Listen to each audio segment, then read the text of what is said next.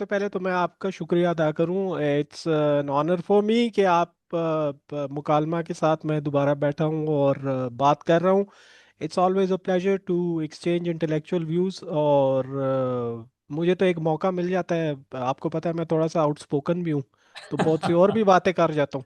तो अब तो जी अब ये हाल हो गया कि अब तो इकोनॉमिस्ट की कोई पाकिस्तान में इतनी जगह रही नहीं है। अब तो आप SIFC के लेफ्टिनेंट जनरल साहब को इनवाइट कर दिया अगर वो अब भाषण दे रहे होते हैं कि जी हमारा इकोनॉमिक मॉडल फेल हो गया है तो तो भाई फेल हो गया, फेल हो गया, वो तो हमें 30 साल से 35 साल से पता है कि वो फेल हो गया है। लेकिन अब हर बंदा इसलिए नोटिस कर रहा है कि लेफ्टिनेंट जनरल साहब ने कहा है। कोई इकोनॉमिस्ट कहता है या मैं कहता है या तो वो किसी ने नोटिस नहीं करना था क्योंकि पाकिस्तान में उन्हीं की हैसियत ज्यादा है। बट एनीवे जी, अच्छा आ, शाह साहब, सॉरी, 1 मिनट। 30 मिनट्स काफी होंगे आपके लिए? हाँ जी काफी होंगे उसके बाद बिकॉज फिर हम सवाल बाकी करेंगे, तो फिर इंटरेक्शन हमारा जारी रहेगा। जी जी बिल्कुल जी, ठीक। This would be enough. मैं बेसिकली जो मेन जो थीम्स है बेसिकली पाकिस्तान में तो माइक्रो लेवल पे कोई इतना वो नहीं होता। जो इंडिकेटर्स होते हैं जो सब फॉलो करते हैं ठीक। वो मैक्रो लेवल के इंडिकेटर्स फॉलो करते हैं। तो इन हाँ। बिटवीन उसमें मैं थोड़ा सा एनालाइज करूंगा और I quickly go through it.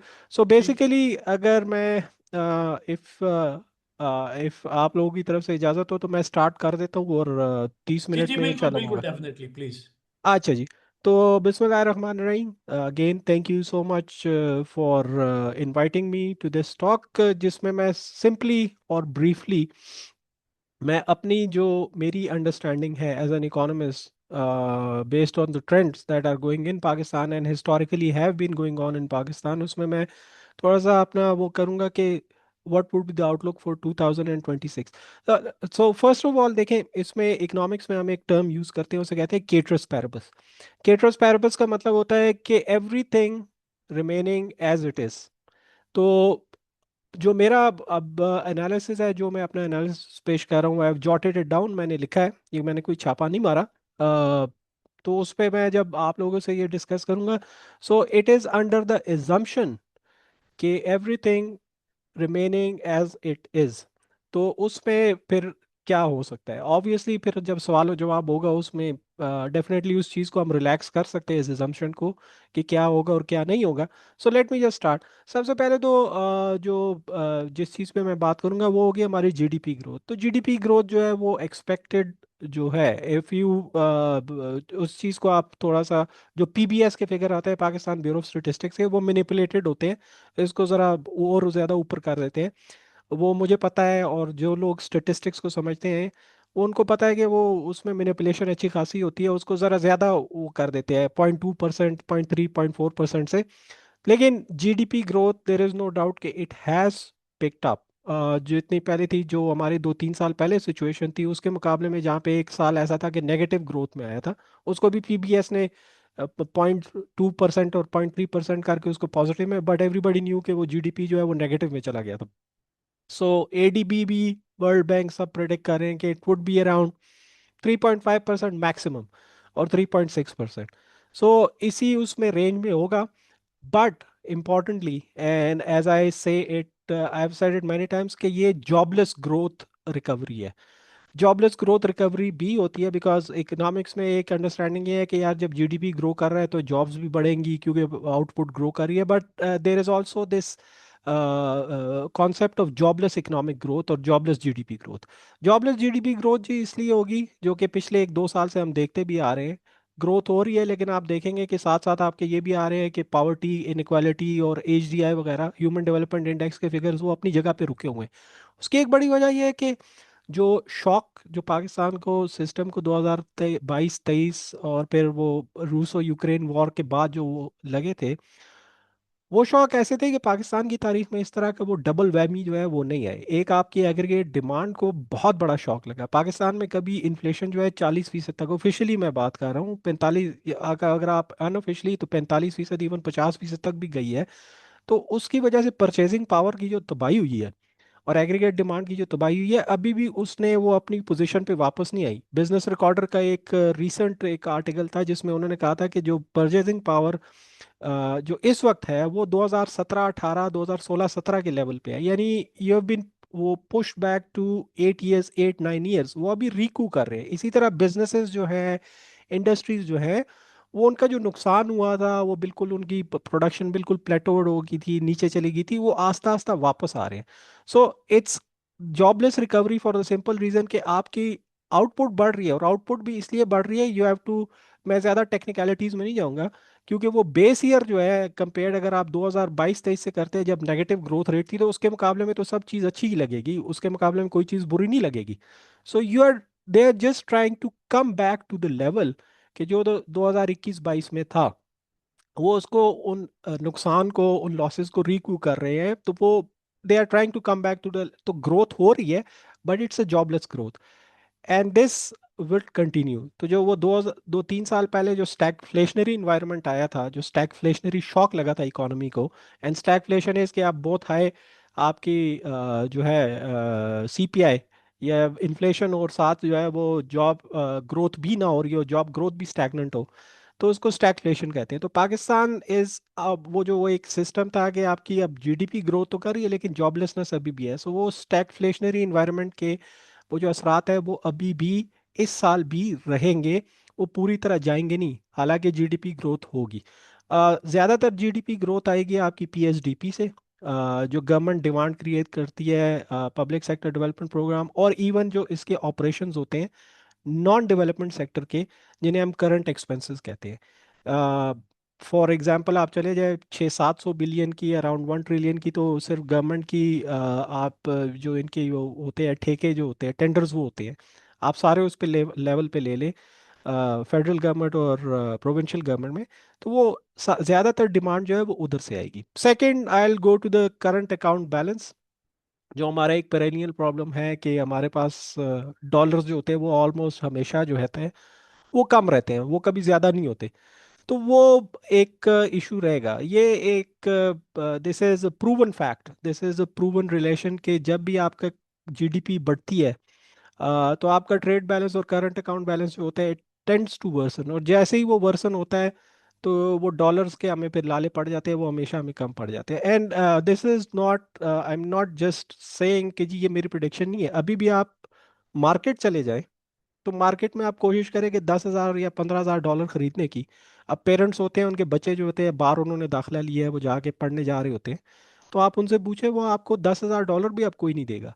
अब तो इनफैक्ट 1 महीने पहले स्टेट बैंक ऑफ पाकिस्तान ने एक और रेगुलेशन आ गई है कि अब तो आपको वो कैश डॉलर भी नहीं देंगे, आपको अपना अकाउंट फॉरेन एक्सचेंज खोलना पड़ेगा, वो डायरेक्ट उसमें जाएंगे। तो यहाँ पे आप देखें कि कॉन्ट्रडिक्शन, के यहाँ पे आपको वो कहते हैं कि जी स्टेबिलिटी आ गई है, अब कोई मसला नहीं है, हमारे रिजर्व्स बहुत अच्छे हैं।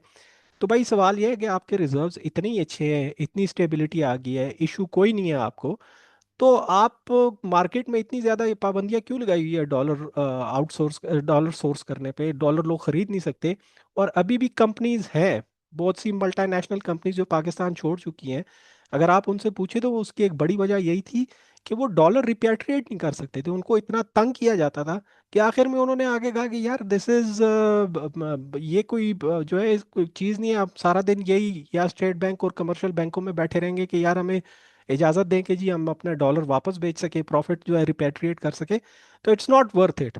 ज़ाहिर है और भी प्रॉब्लम्स थी पाकिस्तान में, मिसाल के तौर पे कॉस्ट ऑफ प्रोडक्शन बहुत ज़्यादा है, और इसके अलावा और भी इश्यूज है, लेकिन this was one of the big issues. So current account balance आपका जैसे जैसे एस जीडीपी और जीडीपी ग्रोथ पिक्स अप और इंपोर्ट्स जो है वो बढ़ेंगी, क्योंकि इंपोर्ट्स के बगैर आपकी जीडीपी ग्रोथ जो है वो बढ़ नहीं सकती, तो वहाँ पे डॉलर शॉर्टेजेस पैदा होंगी, और थोड़ा सा करंट अकाउंट बैलेंस का इशू एक आएगा 2026 में as the GDP growth picks up. IMF से आपको पैसे मजीद मिल जाएंगे, शायद 2 ट्रांशेस मजीद मिल जाए इस साल में, जो कि हमने $7 बिलियन का उनसे मुआहदा किया था, $8 बिलियन का। लेकिन आई डोंट थिंक कि वो जो जो प्रेशर है हमारा रिजर्व्स पे और डॉलर्स पे, वो चला जाएगा, वो कहीं हट जाएगा। And one of the reasons I am sure कि all of you know is कि हमारे पास जितने डॉलर हमारे स्टेट बैंक के रिजर्व्स में पड़े हुए हैं, उसमें आधे से ज़्यादा जो है वो रोल्ड ओवर कर्जे हैं, कि यूएई के हैं, चाइना के हैं, सऊदी अरब के हैं। तो वो बेसिकली वो कई दफ़ा हमने कोई 4-5 दफ़ा तो उनसे रिक्वेस्ट करके उनके पैर पड़ के रोल ओवर किए, तो आधे से ज़्यादा तो वो कर्जे हैं। तो वो एक प्रेशर जो है हमारे रिजर्व्स पे, हमारे डॉलर जितने भी हैं उस पे रहेगा। इन्फ्लेशन पे आते हैं जी। कंज्यूमर प्राइस इंडेक्स बेसिकली उससे मेजर किया जाता है, लेकिन ओवरऑल इन्फ्लेशन की मैं बात कर रहा हूँ जो कि एवरेज इन्फ्लेशन सीपीआई है। बारिंग इन्फ्लेशन का हमेशा जो है पाकिस्तान में एक बड़ा मसला जो जब भी बना है वो एक्सटर्नल शॉक से बना है। एक्सटर्नल शॉक इस तरह हो गया कि आप मिसाल के तौर पे जब रूस और यूक्रेन की जंग शुरू हुई, तो आप देखें तेल की कीमतें और दूसरी जो कमोडिटीज़ थी वीट वगैरह उनकी कीमतें कहाँ पे आसमान पे पहुंच गई। तो उस वजह से वो जो एक्सटर्नल शॉक आता है पाकिस्तान में, सबसे बड़ा इफेक्ट जो होता है इन्फ्लेशन पे जो जोर पड़ता है वो इसी एक्सटर्नल शॉक्स का पड़ता है। बारिंग एनी एक्सटर्नल शॉक पाकिस्तान में इन्फ्लेशन जो है वो कंट्रोल्ड ही रहेगी। वो एक रेंज में रहेगी, जो स्टेट बैंक ऑफ पाकिस्तान एक उसका बैंड होता है या एक रेंज होता है उसी में रहेगी। और इसे हम एक टेक्निकल टर्म यूज करते हैं कि एंकर्ड रहेगी इन्फ्लेशन, इट वोंट बी अनएंकर्ड। अनएंकर्ड ये होती है कि अचानक जो अपनी वो एस्टिमेट्स लगाई होती है स्टेट बैंक ने वो अचानक उससे निकल जाती है। वो अगर मिसाल के तौर पे ये कहते हैं कि जी 6% 7% इन्फ्लेशन रहेगी और अचानक कोई शॉक आता है, इंटरनल या एक्सटर्नल शॉक आता है, वो 12% पे चली गई या 15% पे, वो अनएंकर्ड हो जाती है एक्सपेक्टेशन के जी। लोग ये एक्सपेक्ट करते हैं या डिफरेंट एजेंट हाउस होल्ड हो गए बिजनेसेस हो गई, वो एक्सपेक्ट करती है कि अब इन्फ्लेशन मजीद बढ़ेगी, वो अनएंकर्ड हो जाती है। तो बारिंग एनी एक्सटर्नल शॉक या फिर इवन इंटरनल शॉक जो डोमेस्टिक शॉक होता है, डोमेस्टिक शॉक किस तरह आ सकता है? मिसाल के तौर पे पिछले साल फ्लड्स बहुत ज़्यादा आए थे, वो एक सप्लाई शॉक था, बट ये था कि उसे इंपोर्ट वगैरह करके हमने चीज़ें वो कंट्रोल कर लिया था। तो barring any shock specially external shock, inflation जो होगी वो एंकर्ड रहेगी और बिटवीन यही 5-6% या 7% इसी के अंदर रेंज बाउंड रहेगी। वो ज़्यादा नहीं बढ़ेगी। अगेन जैसे कि मैंने कहा कि केटरस पैरेबल्स की एजम्पशन यहाँ पे है कि everything else remaining the same, इसीलिए मैंने शॉक की बात की। फिर इससे आगे चलते हैं फिस्कल साइड पे, जो हमारी फिस्कल पॉलिसीज़ है। तो देखिए जी फिस्कल साइड पे अभी कोई इतना बड़ा इशू नहीं है। वो इसलिए भी नहीं है, लास्ट ईयर आपने देखा होगा कि एक वक्त में जो 22% रेट था स्टेट बैंक ऑफ पाकिस्तान का इंटरेस्ट शरई सूद थी, वो अब 11%, बल्कि अब 10.5% पे है। So there is a half of a difference, ये बहुत मैटर करता है। ख़ास तौर पे जब हुकूमत जो है अपना खर्चा चला रही हो, 6 से 7 ट्रिलियन डॉलर रुपए जो है वो हर साल इनको चाहिए होते हैं कर्जा लेके कमर्शियल बैंकों से अपना सिर्फ ऑपरेशन चलाने के लिए। तो जब 6-7 ट्रिलियन रुपए की बात आती है तो उसमें 22% से 10.5% पे शरई सूद आना, ये जो है it makes hell lot of a difference. फिर दूसरा आप ये भी देखें कि फिजिकली भी अभी साउंड इसलिए अभी इतना बड़ा मसला इसलिए नहीं है क्योंकि पिछले साल स्टेट बैंक ऑफ पाकिस्तान की तरफ से फिर हमारे जो ट्रेजरी थी उसको 2.8 ट्रिलियन रुपए जो है वो स्टेट बैंक ऑफ पाकिस्तान ने रिटर्न किया था इन टर्म्स ऑफ प्रॉफिट्स। ये होता है कि स्टेट बैंक ऑफ पाकिस्तान जितने वो बनाता है पैसे बनाता है उस पे हुकूमत को वो टैक्स भी देता है अपने प्रॉफिट्स पे, और एक हिस्सा जो होता है प्रॉफिट्स का वो रिटर्न भी कर देता है ब्रीफली। तो वो उस वजह से जो गवर्नमेंट के फिजिकल वो थे वो बहुत हद तक ठीक हो गए। वो जो प्रेशर थे कि जी हमने कमर्शियल बैंकों से कर्जे लेके वापस करने हैं और अपना काम चलाना है, तो वो काफ़ी हद तक वो रिलीव हो गया वो प्रेशर। लेकिन एक चीज़ उसमें वो रहेगी, इशू रहेगी, और इशू वो रहेगा वो है हमारे करंट एक्सपेंडिचर्स जो नॉन डेवलपमेंट एक्सपेंडिचर्स होते हैं। अब नॉन डेवलपमेंट एक्सपेंडिचर्स इंटरेस्टिंगली यहाँ पे जो हम पिछले साल डेढ़ से एक वो इनका गवर्नमेंट की तरफ से एक वो सुनते आ रहे हैं कि जी हम फिजिकली कंसोलिडेट हो गए हैं, अब तो कोई मसला नहीं है। अगर आप वो नंबर्स निकाल के देखें, और वो फाइनेंस डिवीजन की वेबसाइट पे मौजूद है वो नंबर्स, तो उसमें आप देखेंगे कि करंट एक्सपेंडिचर जो है वो बढ़ते ही जा रहे हैं, वो कम नहीं हो रहे। The real issue is current expenditures. Current expenditures क्या है? मिसाल के तौर पे आपके जो जो ये है पेंशन्स है, पेंशन्स जो है अब उसका बोझ जो है वो 1 ट्रिलियन रुपए से ज़्यादा चला गया सालाना। वो बढ़ते ही जा रहे हैं और वो बढ़ते ही जाएंगे। अब उसमें एक इशू ये हुआ था कि एक वक्त में आपको याद होगा कि पिछले साल बल्कि 2024 के एंड पे फाइनेंस डिवीजन की तरफ से एक वो आया था लेटर। इनफैक्ट एक पॉलिसी आई थी कि पेंशन की उन्होंने बेसिक वो जो है वो चेंज कर दी, वो कॉन्ट्रीब्यूटरी पेंशन्स की तरफ चले गए। तो कॉन्ट्रीब्यूटरी पेंशन ये था कि वो थोड़ा सा बोझ जो है वो हल्का हो जाएगा कि जो एम्प्लॉई है वो खुद भी कंट्रीब्यूट कर रहा है। लेकिन इशू ये था कि वो सिर्फ सिविलियंस पे लागू होता था, और उन्होंने कहा था कि जी ये 2025 में ये अफवाज पे भी लागू हो जाएगा। लेकिन 2025 भी गुजर गया, वो वहीं पे रहा, अफवाज पे अभी तक लागू नहीं हुआ ना। Why is this important? It is important क्योंकि 85% जो पेंशन बिल है वो अफवाज के रिटायर्ड अफसरान का है, उसमें सिर्फ 15% जो है वो सिविलियंस का है। तो जब तक आप अफवाज को इसमें नहीं लाएंगे, और अफवाज में भी ज़्यादातर जो है वो फौज का है, तकरीबन 75% जो है वो फौज का बनता है, उनके रिटायर्ड अफसरान का बनता है। तो जब तक आप उसको अंडर वो नहीं लाएंगे कंट्रीब्यूशन, उसको कंट्रीब्यूटरी पेंशन में नहीं लाएंगे, तो ये बोझ बढ़ता ही जाएगा। फिर इसके अलावा आप सिक्योरिटी के अखराजात देखें तो वो बहुत ज़्यादा बढ़ गए हैं, तनख्वाहें वगैरह हैं वो बहुत बढ़ गई हैं। तो ये एक फिजिकली ठीक है, अभी इशू वहाँ पे कंसोलिडेशन, जब ये कहते हैं ना कि जी हम फिजिकली कंसोलिडेट कर गए, we are okay, that is fine up till the level के आप ये कहें कि ठीक है, अब आपको वो जो कर्जे मिल रहे हैं हुकूमत चलाने के लिए, ऑपरेशन चलाने के लिए, वो काम आसान हो गया, क्योंकि now you are taking loans at 10.5%, not at 22%। लेकिन जहाँ पे करंट एक्सपेंसेस की बात आती है, आपके वो जो नॉन डेवलपमेंट एक्सपेंडिचर्स हैं, वो जो है अभी भी बहुत बड़ा प्रॉब्लम है, and they will continue to be a problem in 2026। तो इसमें आप ये डिस्टिंक्शन कर लें कि 2026 इस तरह होगा प्रॉब्लली कि जो गवर्नमेंट को बोरोइंग्स होगी उसमें कोई इशू नहीं होगा, लेकिन करंट एक्सपेंसेस उसको सोर्स करने में, उसको कम करने में, उसको जो है कंट्रोल करने में वो इशू रहेगा। वो कम नहीं होगा, वो ज़्यादा होगा। And you also have to consider the fact यहाँ पे एक चीज़ के, despite all this mantra of fiscal consolidation, जो हुकूमत का पब्लिक जो डेट है वो बढ़ता जा रहा है, वो कम नहीं हो रहा। In fact if I remember, it has about 3 months ago जब वो फिगर्स आई थी, it has cost crossed 80 trillion rupees. तो सवाल ये पैदा होता है, पहले तो एक वो बहाना होता था ना कि जी वो देखे रुपी और डॉलर का एक्सचेंज रेट जो है, रुपी कम हो गया तो उस वजह से वो रिफ्लेक्ट हो रहा है कि वो कर्जे भी बढ़ गए। लेकिन पिछले साल तो rupee didn't lose much ground against the dollar, वो तो एक ही जगह पे खड़ा हुआ था, तो फिर इतने कर्जे क्यों बढ़ रहे हैं? तो this is something of concern, and it is unlikely unlikely कि 2026 में इस चीज़ में कोई इम्प्रूवमेंट देखने में आएगी। नेक्स्ट चलते हैं जी। जो प्राइवेटाइजेशन की एक लहर है, which is a welcome one, I welcome that. Privatisation अभी पीआईए की हुई है, फिर इससे पहले पास्को की हुई थी, फिर जो है आपको पता होगा कि वो यूटिलिटी स्टोर्स वगैरह इन्होंने बंद कर दिए थे। वो प्राइवेटाइजेशन चलेगी। अब इस उसकी एक वजह, वो जो लहर आई है वो एक मोमेंटम है, वो चलता रहेगा। और इसकी एक बड़ी वजह है, वो इसकी बड़ी वजह यह है कि जो एक मेन इम्पेडिमेंट थी पहले हिस्टोरिकली प्राइवेटाइजेशन में, कोर्ट्स। आपको याद होगा कि इफ्तिखार चौधरी की कोर्ट जो थी, उसने 2004-5 में स्टील मिल का जो मुआहदा हुआ था उसको मनसूख कर दिया था। और इस तरह के और भी एग्जाम्पल्स हैं। लेकिन अब कोर्ट्स तो वो भी फतह हो गई हैं, उनको भी जो है आराम कर लिया गया है, उधर अपनी मर्जी के जज बिठा दिए गए, कोर्ट्स भी खत्म हो गई है, तो अब उसमें कोई इम्पीडिमेंट नहीं है। इसीलिए ये पीआईए की प्राइवेटाइजेशन जो हुई है वो बड़ी स्मूथली गई है, क्योंकि अब कोई चैलेंज नहीं है, nobody is challenging anything. तो वो मसला भी ख़त्म हो गया। प्राइवेटाइजेशन चलती रहेगी।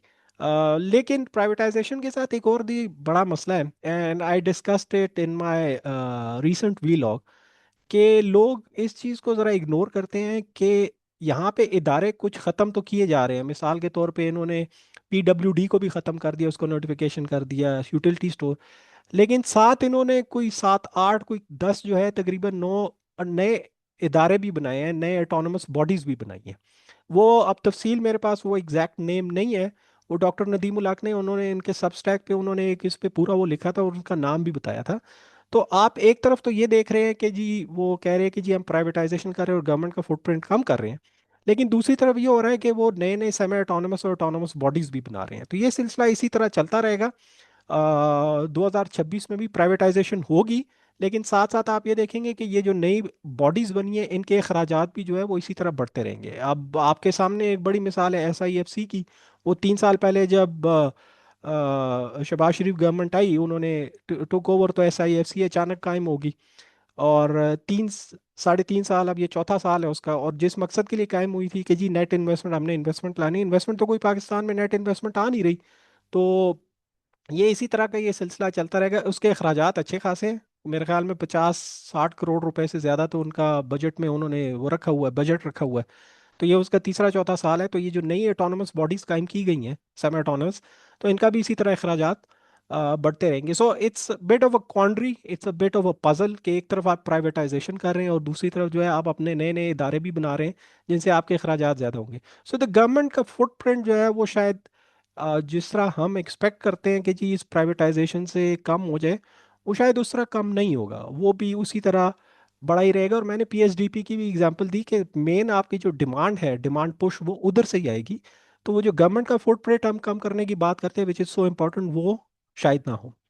नेक्स्ट, नेट इन्वेस्टमेंट, जैसे कि मैंने बात की कि देखिए जी नेट इन्वेस्टमेंट, वो नेट का मतलब ये होता है कि इन investment FDI coming in versus going out. तो नेट ये होता है कि इन दोनों के दरमियान जो डिफरेंस होता है। अगर आप नेट इन्वेस्टमेंट देखें तो 2025 जो था वो भी वेरी डिसअपॉइंटिंग ईयर था। हमारे नेट इन्वेस्टमेंट हमें मिलियंस ऑफ डॉलर्स में नहीं चाहिए, हमें बिलियंस ऑफ डॉलर्स में चाहिए जितनी हमारी रिक्वायरमेंट है। We are already around 130 billion dollars of external debt. अगर आप आईएमएफ की अभी जो नई ट्रांच आई है 1.2 बिलियन की, उसको भी मिलाएं तो तकरीबन 130 बिलियन डॉलर का हमारा 129 बिलियन का डेट बन जाता है, एक्सटर्नल डेट। तो इन चीज़ों को, हमारी जो एक्सटर्नल ऑब्लिगेशंस हैं असाइड फ्रॉम एक्सटर्नल डेट जिस पे हमने रीपेमेंट्स करनी है, आपकी जीडीपी ग्रोथ जैसे बढ़ेगी तो इंपोर्ट बिल भी आपका उसी तरह बढ़ता रहेगा, ट्रेड बैलेंस जो है वो उसमें जो डिफरेंस आता रहेगा इंपोर्ट्स और एक्सपोर्ट्स में, तो उसको फाइनेंस कर रहा है वो। सिर्फ आप रेमिटेंसेस से नहीं कर सकते, उसको लिए आपको एक्सपोर्ट्स भी बहुत बढ़ानी होंगी, और अनफॉर्चुनेटली एक्सपोर्ट्स बढ़ नहीं रही। और ऐसी कोई वो जो वो नज़र आती है जो 2026 में भी, क्योंकि कोई उसमें सब्सटैंशियल चेंज नहीं आएगा। फिर नेट इन्वेस्टमेंट है एफडीआई, खासतौर पे फॉरेन डायरेक्ट इन्वेस्टमेंट, वो भी इसी तरह 2026 में आई डोंट सी कि वो इसी तरह एक ट्रिकल होता रहेगा, आती रहेगी। ऐसा नहीं है कि कंप्लीटली स्टॉप हो जाएगी या बहुत कम हो जाएगी, it would be a trickle, आती रहेगी, मिलियंस ऑफ डॉलर्स में आती रहेगी। लेकिन डोंट एक्सपेक्ट कि वो अचानक बिलियंस ऑफ डॉलर्स में आ जाएगी, कि वो जी एमओयू साइन किए, एमओयू से कुछ नहीं होता। एमओयूज हम 30-40 साल से साइन कर रहे हैं। The real thing is the dollars coming in, और वहां पे पाकिस्तान को 2026 में भी प्रॉब्लम रहेगा। हालांकि रेकोडेक का वो एक अच्छी डेवलपमेंट हुई है, साथ ये प्राइवेटाइजेशन हुई है, तो you expect some of it coming in. लेकिन वो ट्रिकल में रेकोडेक का जो है वो 2-3 साल में शुरू होगा, अचानक नहीं शुरू होगा। And it will also be in millions of dollars, not in billions of dollars. तो ये एक नेट इन्वेस्टमेंट जो है वो it will continue to be a issue. फिर एक और जो है वो स्टेट बैंक इंटरेस्ट रेट, जो State Bank of interest Pakistan determine करता है, and it's a huge issue for specially for business community. वो हर वक्त रो रहे होते हैं कि जी इंटरेस्ट रेट जो है वो बहुत ज़्यादा है। सो अगर if things remain like this, ख़ास तौर पे इन्फ्लेशन अगर कंट्रोल में रही, सो आई वुड एक्सपेक्ट कि स्टेट बैंक ऑफ पाकिस्तान के इंटरेस्ट रेट जो है वो मज़ीद 2 से 3% जो है उसमें कमी की गुंजाइश है, और करेंगे भी। सो अगर अभी आप अभी अगर 10.5% पे है, 10.5% पे, so if everything remains same, inflation pickup नहीं करती और कोई और इशू नहीं होता, कोई एक्सटर्नल शॉक या इंटरनल शॉक नहीं आता इकोनॉमी को, सो आई वुड एक्सपेक्ट कि ये बाय ईयर एंड 2026 तक ये अराउंड 9% तक या 8.5% तक, ये वुड एक्सपेक्ट कि उसमें कमी आ जाएगी। वैसे भी स्टेट बैंक ऑफ पाकिस्तान पे अच्छा खासा प्रेशर है, और लेकिन अभी तक it has held of. But I don't no कब तक ये हेल्ड ऑफ कर सकते हैं। एक और चीज़ जो कि कंटिन्यूस रहेगी, वो ये है कि स्टेट बैंक ऑफ पाकिस्तान जो है वो इसी तरह फेडरल गवर्नमेंट के जो एक्सपेंसेस हैं, it will play second fiddle. और इसी तरह जब भी गवर्नमेंट ऑफ पाकिस्तान को ज़रूरत होगी पैसों की, वो लिक्विडिटी जो है उसको प्रोवाइड करता रहेगा फेडरल गवर्नमेंट को। इसमें तो कोई डाउट नहीं होना चाहिए, this is what has been happening despite कि स्टेट 2021 में स्टेट बैंक ऑफ पाकिस्तान की इंडिपेंडेंस का एक लॉ भी आया था, लेकिन it still plays second fiddle to the finance ministry और finance division in the government of और the government of Pakistan. Industrial growth और लार्ज स्केल मैन्युफैक्चरिंग जो है, it will perhaps little bit, जो कंपेयर टू पिछले 4-5 साल से वो जो लार्ज स्केल मैन्युफैक्चरिंग में एक नेगेटिव ट्रेंड चला आ रहा है, शायद थोड़ा सा पिकअप कर जाए। बट डोंट एक्सपेक्ट कि इसमें कोई बहुत सब्सटेंशियल चेंजेस आएगी। जैसा कि मैंने कहा कि वो जो डैमेज हुआ है पिछले 2-3 साल में, और उससे पहले भी वो जो एक कॉन्फिडेंस लेवल था कि यहाँ पे इंडस्ट्री कायम होती थी, लोग ब्रिक एंड मॉर्टर लगाते थे, जॉब्स क्रिएट होती थी, वो चला गया है। अब you have seen a lot of multinational leaving Pakistan. अब कुछ लोग ये कहेंगे कि नहीं जी देखे आरामको आई और ये आए वो आए, लेकिन यहाँ पे आप लोग इस चीज़ को नोटिस कीजिएगा कि वो कोई ब्रिक एंड मॉर्टर कोई नया नहीं लगा रहे, कोई नई इन्वेस्टमेंट नहीं कर रहे, दे सिंपली चेंज द ओनरशिप। अगर पहले शेल के पास थी तो वो अरामको के पास चली गई है, तो वो ये चेंज ऑफ ओनरशिप है, वो कोई नई इन्वेस्टमेंट नहीं लाए। जितना शेल अपना बाहर निकाल के लेके गई है सऊदी अरामको ने उसको, मैं मिसाल दे रहा हूँ, तो वो रिप्लेस कर दिया। It's nothing, it's not new investment. Investment में एक चीज़, ये नेट इन्वेस्टमेंट की मैंने बात की, लेकिन इसमें एक चीज़ ये आप लोग नोटिस कीजिएगा, आप लोग अपने उसमें रखिएगा पर्सपेक्टिव में, कि इन्वेस्टमेंट में आपने उसको, you have to parse the numbers, उसको बाइफरकेट करें, उसमें देखेंगे कौन सी इन्वेस्टमेंट ऐसी है जो लॉन्ग टर्म इन्वेस्टमेंट है, वो कोई नई फैक्ट्री लगा रही है जिससे लॉन्ग टर्म जॉब्स जनरेट होंगी, और कौन सी इन्वेस्टमेंट ऐसी है जो कि सिर्फ रिप्लेसमेंट इन्वेस्टमेंट है, कि ऑलरेडी एक चीज़ लगी हुई है, एक कारखाना लगा हुआ है, कुछ जॉब्स हैं, वो सिर्फ ये है कि ओनरशिप चेंज हो रही है। तो पाकिस्तान में जितनी इन्वेस्टमेंट हो रही है पिछले 2-3 सालों में, बेसिकली एक तो कुछ ज़्यादा है नहीं, खास तौर पे एफडीआई, और जो हो भी रही है वो बेसिकली चेंज इन ओनरशिप है, वो कोई नए कारखाने नहीं लग रहे। इनफैक्ट कारखाने बंद हो रहे हैं बहुत से, जो है आपको पता है, यहाँ से लोग भी जा रहे हैं, बिजनेसेस भी जा रहे हैं। और कंटिन्यूइंग ऑन, तो लोगों के जाने का जो ट्रेंड है, people are leaving in droves. Pakistan का टॉप ह्यूमन कैपिटल जो है, और इवन जो नॉन टॉप ह्यूमन कैपिटल है, जो लेबर है, it will continue to leave Pakistan in droves, क्योंकि people, a lot of people have just given up. वो कोई ऐसी एक्सपेक्टेशन या कोई ऐसा फ्यूचर पाकिस्तान में देखते नहीं है कि वो, थोड़ी सी उनकी उम्मीद रहे कि यार ठीक है हालात शायद ठीक हो जाएंगे, सो लेट्स ट्राई हेयर। तो वो जो एक ट्रेंड पिछले 1-2 सालों में 3 सालों में, वो जो बहुत ज़्यादा लोग पाकिस्तान से जा रहे हैं, वो चलता रहेगा। बेशक एफआईए वाले जो है उनको ऑफ तरीके तरीके से गवर्नमेंट वाले उनको तंग करें और ऑफलोड करते रहे कि जी नंबर्स हम देखें, दिखाएं लोगों को कि ये देखें जी अब तो कम लोग पाकिस्तान से बाहर जा रहे हैं। तो ये ट्रिक्स जो है हमने पहले भी देखी हुई हैं, ये ड्रामे हमने पहले भी देखे हुए हैं। People will keep leaving Pakistan in droves, और 2026 में भी इसमें कंटिन्यूएशन होगी। One other important thing, before two things in before I close this and सवाल जवाब की तरफ और कॉन्वर्सेशन की तरफ जाए। एक तो ये है कि जी एफबीआर और टैक्सेशन, ये जो हमारा टिपिकल वो एफबीआर का वो है सिस्टम है, it's a very extractive system as most of you would agree. तो वो देखिए वो कंटिन्यू ऑन रहेगा। अब एफबीआर जो है उसके वो अपने कारनामों से, वो अपनी हरकतों से बाज नहीं आता। अगर आप न्यूज़ फॉलो करते हैं, आपने देखा होगा कि अभी इन्होंने एक हफ्ते पहले $700 मिलियन का मजीद एशियन डेवलपमेंट बैंक से कि जी कर्जा ले रहे हैं। किस काम के लिए ले रहे हैं? और जी हमने टैक्स नेट एक्सपेंड करना है। वो खुदा के बंदो, भाई आप तनख्वाह किस चीज़ की लेते हो? एफबीआर तो पहले ही 3-4 उसके जो तनख्वाह उनके लोगों को मिलती है, it's 3 to 4 times more than जो और सिविलियन इदारे हैं उनको मिलती है। टैक्स नेट किस लिए? ये टैक्स के लिए मिलती है ना। आप जो है 2003-4 से लेके अब तक 1 बिलियन से ज्यादा, $1 बिलियन से ज्यादा का एफबीआर कर्जा ले चुका है। $1 बिलियन से ज्यादा का कर्जा, आई रिपीट दैट।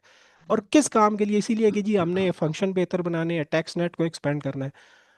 पिछले साल इनको तकरीबन 40 बिलियन रुपए इन्होंने गवर्नमेंट से भी लिए, फेडरल गवर्नमेंट से, उसकी 1,000 होंडा गाड़ियां खरीदी हैं कि जी हमने टैक्स नेट एक्सपेंड करना है। तो यार ये कौन सा टैक्स नेट है जो एक्सपेंड कर रहे हैं आप लोग, कि उसके लिए आप इधर से भी पैसे ले रहे हैं, उधर से भी पैसे ले रहे हैं। और टैक्सेशन तो वही आपकी एक्सट्रैक्टिव है, जो सैलरीड क्लास है उससे पिछले साल इन्होंने 500-600 बिलियन निकलवाए हैं। इसके मुकाबले में आप स्मॉल रिटेलर्स देख ले, जो दुकानदार हैं, उनसे इन्होंने मुश्किल से कोई 50 बिलियन निकलवाए हैं। तो वो सारा जोर तो कॉरपोरेट पाकिस्तान और सैलरीड क्लास पे है। अगर उधर वो शोर मचाते हैं, फिर ये कहते हैं कि जी आप शोर क्यों मचा रहे हैं, आप तो यकीनन जो है चोरी कर रहे होंगे। और वही तरीका कार जो वो टिपिकल है इनका, कि लोगों को तरीके तरीके से इनसे टैक्स निकल पा रहे हैं। अब मैं मिसाल देता हूँ, आप लोग अपने इस बार बिजली के बिल और ये जो सुई गैस के बिल आए हैं, आप ज़रा उसको उठा के देखें।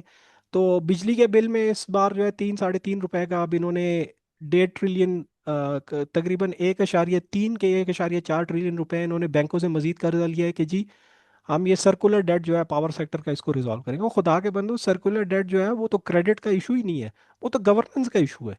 आप जो है बैंकों को खुश करने के लिए कि उनसे आपने मजीद कर्जा ले लिया है, और उस कर्जे पे आप जो सूद देंगे, तो वो तकरीबन 1.8 ट्रिलियन रुपए जो है वो बनता है। तो आपका तो सर्कुलर डेट तो वो तो बढ़ता जा रहा है। आप नवंबर की फिगर्स उठा के देखें, अक्टूबर के फिगर्स उठा के देखें, वो तो बढ़ता जा रहा है। लेकिन हम वो ये है, वो तो अपनी जगह पे ही है। लेकिन आपके बिजली के बिल में अब मजीद 3 रुपए, ₹3.5 का टैक्स लग गया है, क्योंकि वो पैसे जो है हमने कर्जा अब बैंकों को वापस करना है। आप अपने सुई गैस का बिल उठा के देखें इस बार कितना है, वो ट्रिपल हो गया है। लेकिन सुई गैस का इशू ये है कि वो आपके किस शहर में आती है, यहाँ पे इस्लामाबाद में भी सही तरीके से नहीं आती। तो यार, या तो ये हो ना कि आप पैसे बढ़ा रहे हैं या आप टैक्स बढ़ा रहे हैं, उसी तरह की सहूलियात भी तो हों। लेकिन आप टैक्स बढ़ाते जा रहे हैं, सहूलियात है नहीं। आपकी बेसिक सर्विसेज जो है वो डिटीरिएट कर रही है। और आपका तरीका कार जो है गवर्नेंस का, इट्स नॉट इम्प्रूविंग ओवरऑल, उसमें तो वही खामियां है। अब मैंने आपको सर्कुलर डेट की और पावर सेक्टर की एग्जांपल दी, तो वो इलेक्ट्रिसिटी का सर्कुलर डेट और गैस सेक्टर का सर्कुलर डेट डेट जो है, अगर आप वो मिला के देखें तो इट्स अबव ₹4 ट्रिलियन। तो उसको आप कर्जे ले लेके कैसे खत्म करेंगे? वो तो गवर्नेंस का इशू है, उधर वो कोई आना चाहिए। Last but not the least, फिर इसके बाद हम जाएंगे क्वेश्चंस पे। और वो है कि जो पाकिस्तान में वो स्टैब्लिशमेंट का कंट्रोल है, स्टैब्लिशमेंट क्या है? वो आर्मी है। तो आर्मी का जो वो कंट्रोल है वो इस मुल्क पे मजीद मजबूत होता जाएगा, उस पे कोई रोकथाम नहीं है। देव सोलिडिफाइड देयर कंट्रोल। इतना कंट्रोल कभी पाकिस्तान में ना ज़िया के वक्त में आया, ना मुशर्रफ के वक्त में आया, ना अयूब खान के वक्त में। इस बार जो कंट्रोल आया वो कोई बहुत ही डीप है, और ये चलता रहेगा। और उनको वो जो गुडीज़ हैं वो मिलती रहेंगी। एग्जाम्पल्स बहुत सी हैं, मिसाल के तौर पे अभी आपने देखा होगा जो पीआईए का प्राइवेटाइजेशन हुई है, उसमें जो है वो back on the back of it वो फौजी फाउंडेशन थी। वो सामने नहीं आए, लेकिन अब बाद में वो आ गए, और फिर पता चला कि उन्होंने यूएई के साथ अंदर अंदर मुआहदा किया हुआ था कि जी आप फौजी फाउंडेशन के वो $1 बिलियन के आप शेयर्स खरीद लेंगे, और वो जो है कर्जा जो है वो कन्वर्ट हो जाएगा। तो उसमें हर चीज़ में फिर FWNLC ऑब्वियसली कि वो कंपटीशन नहीं करते टेंडर्स के लिए, उन वो डायरेक्टली जो है गवर्नमेंट से वो करते हैं। अभी इस्लामाबाद में जितने ठेके मिल रहे हैं, तो वो धड़ाधड़ हर रोज नई चीज़ें बना रहे हैं, अंडर पास ओवर पास, और इस्लामाबाद का हुलिया बिगाड़ दिया है। तो वो सारे ठेके जो है आप देख ले किसको मिल रहे हैं। तो वो इनके जो वो कंट्रोल है वो उसी तरह रहेगा। और वो आर्मी जो है आर्म फोर्सेस तो नहीं, आर्मी उसमें वो it will keep extracting good rents, पैसे भी अच्छे बनाएंगे। तो ये बेसिकली 2026 का एक मुख्तसर सा मैंने आपको एक नक्शा पेश कर दिया। माय अपॉलॉजीज अगर मैं ज़रा ज़्यादा टाइम ले लिया है, तो लेकिन ये था कि इकॉनमी जो होती है वो बड़ी कम्प्लेक्स चीज़ होती है, वो 5-6 मिनट में या वो एक वो पावर पॉइंट पे जो है प्रेजेंट करना, it's almost impossible. So that's it जी। मैं hopefully you enjoyed it. I am open to questions now. Shoaib sir बहुत शुक्रिया, थैंक यू वेरी मच। ज़्यादा टाइम नहीं लिया आपने, आपने बड़ा टाइम पे इसको कंक्लूड कर दिया। अच्छा शायद साहब, साजिद गौरी साहब कोई सवाल पूछना चाहते हैं, उनसे पहले मैं आपसे एक छोटा सा सवाल ये पूछना चाह रहा हूँ कि जो परमानेंट स्ट्रक्चरल इश्यूज हैं पाकिस्तान की इकोनॉमी के, उसमें एक दो तीन रिफॉर्म्स आप क्या सुजेस्ट करते हैं कि अगर हम वो कर लें तो ये ठीक हो जाएंगे? देखिए जी, सबसे बड़ा रिफॉर्म जो है ना, उसमें यह हो सकता है कि आपकी सिविल सर्विस और आर्म फोर्सेस जो हैं, इनको किसी तरह भी जो है इकोनॉमी की मैनेजमेंट से हटाएं।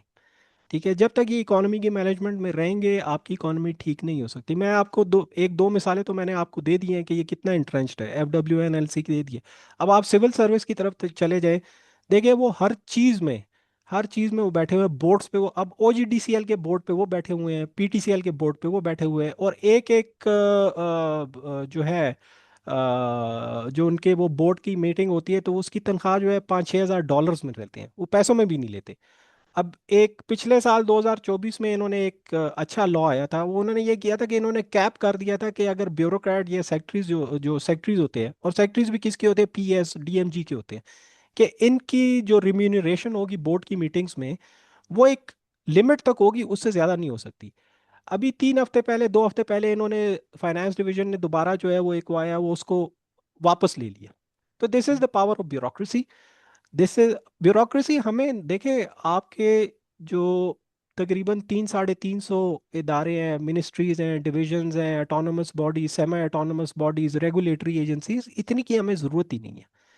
वो इसलिए होते हैं कि या these are basically parking places for retired bureaucrats, या रिटायर्ड जजेस होते हैं, या रिटायर्ड आर्म फोर्सेस के लोग होते हैं।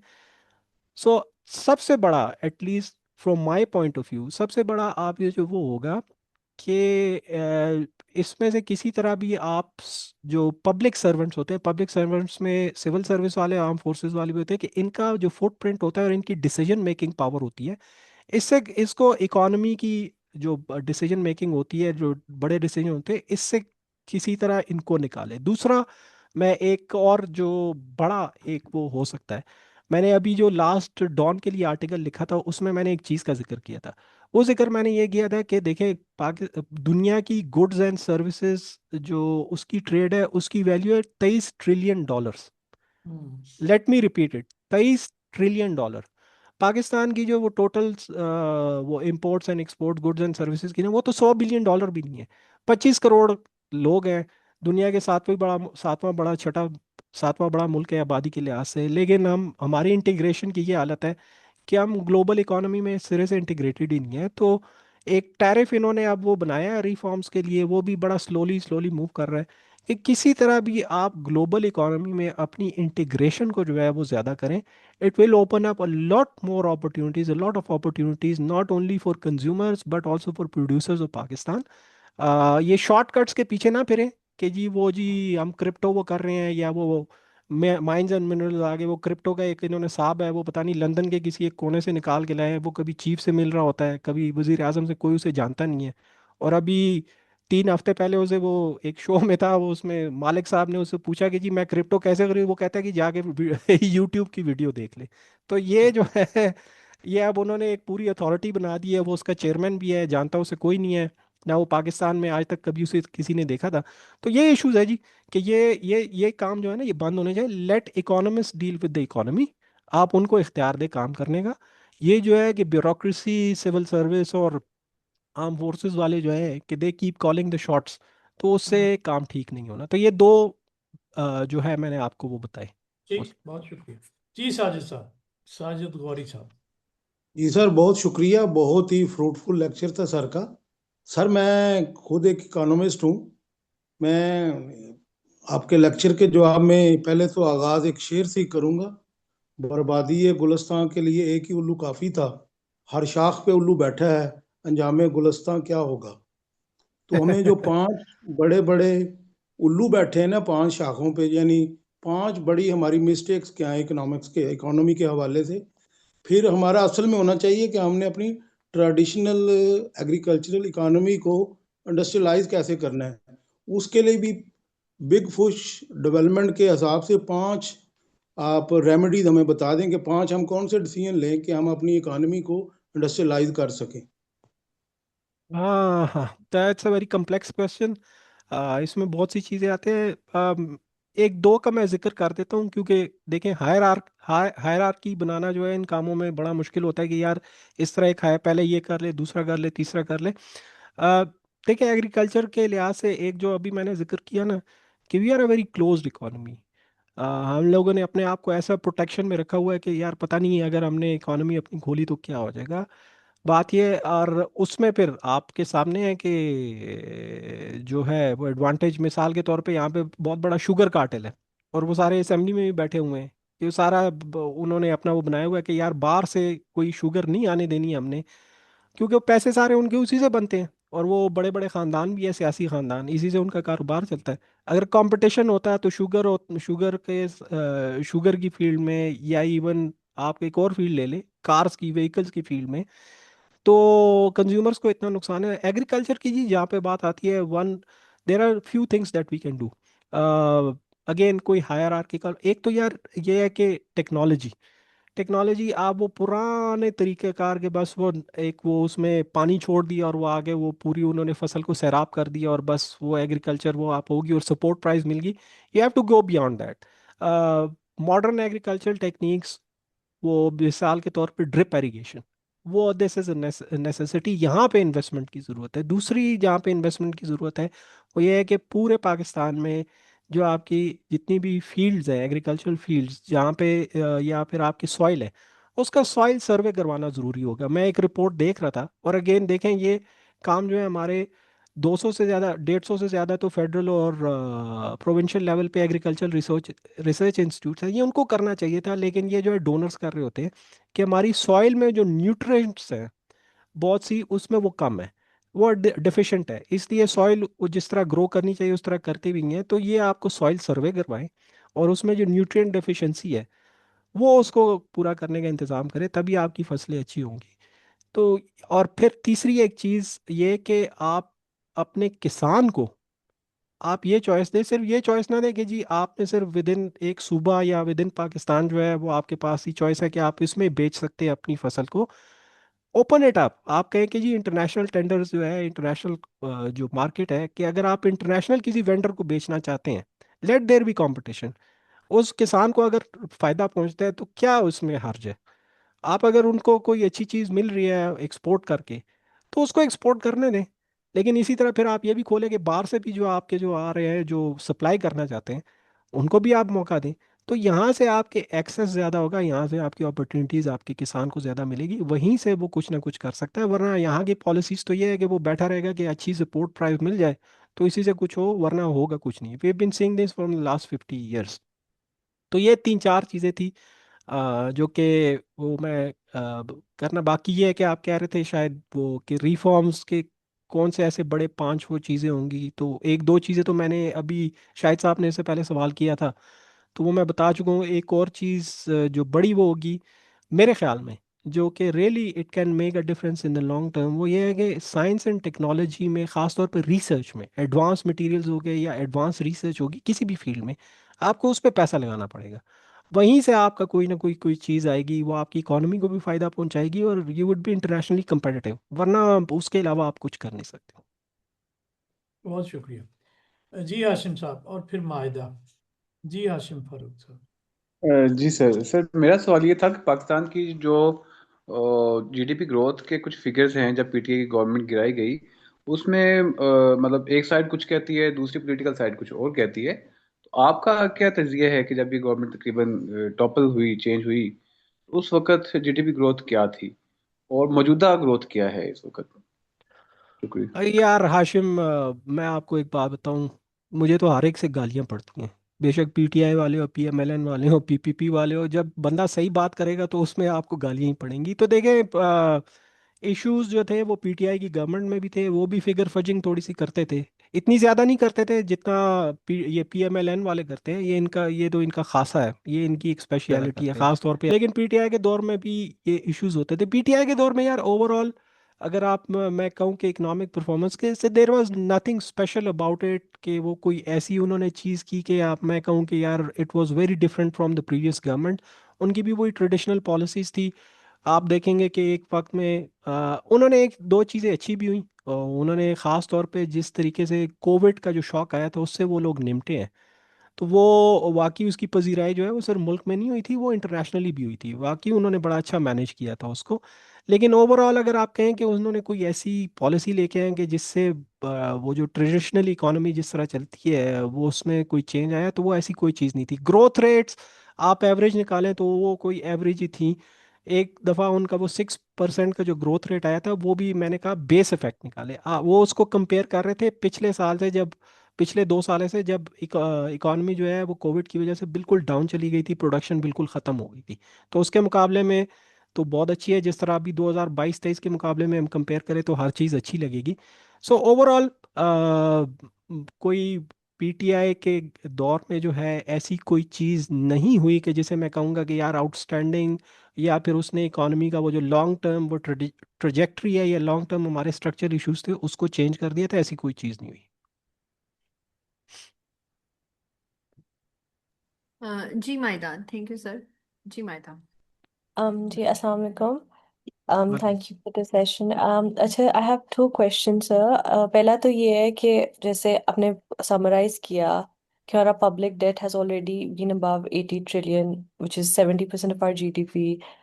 Despite fiscal consolidation efforts, हमारे non-development expenditures बढ़ते जा रहे हैं। हमारा current expenditure जो non-productive 95% of the federal outlay है हमारे लिए। तो in this given picture, how things are seeing downscape in all ends, जो हमारे 2026 की policies हैं, should they prioritize political tax reforms, politically difficult tax reforms होने चाहिए, revenue expansions होने चाहिए, या we need a combination of both to stabilize our economy? मतलब where should our efforts be deeper? और मैं सेकंड जो क्वेश्चन है वो ये है कि जैसे हम देख रहे हैं कमर्शियल बैंक्स की borrowing, government borrowing from commercial banks is declining, हमारी नेट इन्वेस्टमेंट लो है, फिजिकल प्रेशर बहुत ज़्यादा है। तो इस सिनेरियो में हम कह सकते हैं कि पाकिस्तान एक साइकिल में ट्रैप हो रहा है, जहाँ we can say that the financial systems are supporting the state at the expense of growth of the state, and how can policy reforms realign banking incentives ताकि वो productive investment को support करें instead of supporting the state at the expense of growth. Ji Maida, thank you. Two long questions, but I'll try to my best to answer those. एक तो सबसे पहला जो आपका जो सवाल है, देखिए, हाँ, इशू अब ये है कि गवर्नमेंट ने how to win back the trust of the people and specially businesses, because वो जो ट्रस्ट है लोगों के दरमियान और बिजनेसेस और गवर्नमेंट के दरमियान वो तकरीबन टूट चुका है। And I have given you the reasons. एक तो ये है कि जो एक्सट्रैक्टिव टैक्सेशन है ना, वो एक मिसाल है कि आप लोगों से तरीके तरीके से टैक्सेस निकलवाए जा रहे हैं, जिसका जिसमें उनका कोई वो कसूर भी नहीं है। And I give you an example. आप देखें पिछले साल, गैस करें कि सिर्फ बिजली के बिलों में जो ये टैक्सेस है आपसे, आप दुनिया में कहीं भी नहीं होता कि बिजली के बिलों में जितने हमसे टैक्सेस, इनकम टैक्स भी हमसे बिजली के बिलों में लिए जा रहे हैं, हालांकि वो तो एट सोर्स कट जाता है। तो देखिए ये फ्रॉड जो है ये सिर्फ पाकिस्तान में होता है। तो लोग जो है ये चीज़ें, इन चीज़ों को वो देखते हैं कि यार ये हमारे साथ ये क्या कर रहे हैं। सिर्फ पिछले साल तकरीबन 550 बिलियन के 600 बिलियन जो है वो बिजली के बिलों में से आवाम से निकलवाया गया, लोगों से निकलवाया गया, for no fault of theirs. तो फॉर अ स्टार्ट गवर्नमेंट को ये करना होगा कि ये जो एक्सेसिव टैक्सेशन है ना, वो लोगों को कहे कि जी हम मानते हैं कि ये गलत काम है, और आप लोगों से इस तरीके से ये तरीके तरीके से ये एक्सट्रैक्ट कर रहे हैं हम पैसे, ये बिल्कुल गलत है। इंस्टेड हमारा इशू जो है वो ये होना चाहिए कि हम अपने साइज को, गवर्नमेंट के साइज को, अपने अखराजात को जो कि बहुत ही अनप्रोडक्टिव है, इसको हम ख़त्म करते हैं। मैंने आपको कहा ना, अभी भी 300 से ज़्यादा जो है मिनिस्ट्रियाँ, divisions, autonomous bodies, semi autonomous bodies, regulatory bodies, सिर्फ फेडरल कैपिटल में 120 रेगुलेटरी बॉडीज हैं, and they are doing nothing in terms of increasing or जो हमारा एक क्वालिटी ऑफ लाइफ है, हमारा क्वालिटी ऑफ लाइफ तो डिटीरियरेट कर रहा है। तो ये चीज़ें ख़त्म करें, एक्सट्रैक्टिव टैक्सेशन ख़त्म करें, स्लोली मूव टुवर्ड्स दैट कि जी वी नो कि we been bad, so let us try to reform and let us try to take this out. हम आपसे एक्सट्रैक्टिव टैक्सेशन नहीं लेंगे, हम आपसे गलत तरीके से टैक्स नहीं करेंगे, हम जो अपना अखराजात है, जो फजूल किस्म के अखराजात हैं, हम रियली उसको कम करेंगे। And here are the numbers, ये देखें जी, हमने इतने वो ख़त्म कर दिए हैं, हमारे नंबर्स इतने, हमारे अखराजात इतने कम हो गए हैं। जब ये चीज़ें आप करेंगे तब ये आपका आवाम का और बिजनेसेस का वो कॉन्फिडेंस जो है वो आप पे बहाल होना शुरू होगा, कि गवर्नमेंट पे बहाल होना शुरू होगा। तभी चीज़ें जो है वो एक उस पे आएंगी कि एक हम इकोनॉमिक्स में एक टर्म यूज़ करते हैं इक्विलिब्रियम। तो वहाँ एक वो वहाँ पे इक्विलिब्रियम आएगा कि वहाँ पे इक्विलिब्रियम रिस्टोर होगा, कि people are confident, businesses are confident कि यार this government is trying to listen to us and trying to make things easier for us. But I don't see that happening, और मैंने आपको वो मिसाल उसकी दी हैं, मिसालें दी हैं। एंड माइंड यू, दूसरा जो आपका सवाल था कि गवर्नमेंट जो है वो उसकी बोरोइंग, इनफैक्ट आप आखिरी 2-3 महीनों के वो उठा के देखे फिगर्स, तो बोरोइंग्स जो है अचानक they have picked up by the government. This is bad news. और again it calls into question कि वो आप जो नारे मार रहे थे कि जी हमारी तो फिजिकल कंसोलिडेशन होगी, तो आप पिछले 1 महीने 2 के फिगर्स उठा के देखें, तो government borrowings have picked up. So the question is कि आप कह रहे हैं कि जी हम फिजिकली कंसोलिडेट हो चुके हैं, अब हमें कोई मसला नहीं है, तो फिर आप इतनी ज़्यादा बोरोइंग्स क्यों कर रहे हैं? Although the private sector credit has also picked up, but it is nothing compared to what the government is borrowing even now. और ज्यादातर जो प्राइवेट सेक्टर क्रेडिट पिक किया है वो जो पुराने कर्जे उन्होंने 22% पे लिए थे उसको वो रीपे करने में दे रहे हैं, वो 11% पे कर्जे लेके अब उसको रीपे कर रहे हैं। अच्छा, दूसरा आपका जो सवाल था बैंकिंग वाला, उसमें एक दो इश्यूज है। Let me be very honest, ये बात ठीक है कि गवर्नमेंट जो है वो बहुत ज़्यादा उसका डिमांड, उसकी जो पुश होती है, पुल होता है उसका कर्जों पे, ओवरऑल जो स्टॉक ऑफ क्रेडिट होता है, क्रेडिट फ्लो होता है, उसमें तकरीबन 70 to 75% ट्रेडिशनली गवर्नमेंट कर रहा है। But there is an issue, there was a very good article recently in Dawn, और इससे पहले भी लिखा जा चुका है तकरीबन 1 महीने पहले। I wish I could share it. उसमें एक बहुत बड़ा इशू ये है कि कमर्शियल बैंक अगर प्राइवेट सेक्टर को क्रेडिट देना भी जाते हैं तो उसमें से बहुत बड़ी तादाद जो है वो इनफॉर्मल सेक्टर में है। और इससे पहले भी वो जो कर्जे दे चुके हैं पाकिस्तान में एक बहुत बड़ी अगर आप बैंकिंग सेक्टर के वो उठा के देखें ना, जो इदादो शुमार है, जो डेटा है, उसमें एक बहुत बड़ा प्रोपोर्शन जो है वो नॉन परफॉर्मिंग लोन्स का है, परसेंटेज, एनपीएल्स।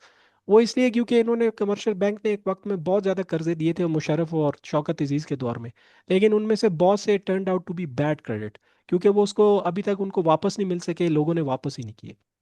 और जो वो नॉन परफॉर्मिंग लोन्स की रेशो है पाकिस्तान की, it's higher than the regional average and from the global average. तो इसलिए बैंक्स जो हैं वो ज़रा प्राइवेट सेक्टर को हेजिटेंट है, क्योंकि वो एक तो फॉर्मल सेक्टर में नहीं है, और दूसरा ये है कि दे लैक द एसेट्स के जो उसकी बेस पे इनको कर्जा मिल सके। एक काम हो सकता है, ये एक रिफॉर्म प्रपोजल मेरी तरफ से है, कि आई don't know if you know और नॉट, कि गवर्नमेंट ने साल दो पहले एक इदारा कायम किया था, Pakistan credit rating agency, Paikra उसे कहते हैं। तो वो इसी क्रेडिट रेटिंग जो है वो इनफॉर्मल सेक्टर की अगर किसी तरह क्रेडिट रेटिंग कर दे तो उसमें जो लोन्स देना फिर होगा उनको, वो भी आसान हो जाएगा। So this is how you transform from giving to the government to the private sector, but it's not going to happen overnight. We can try that, लेकिन मुझे गवर्नमेंट इस चीज़ में सीरियस नहीं नज़र आती कि वो इनफॉर्मल सेक्टर के जो एक्टर्स है उसको फॉर्मल सेक्टर में ले आए।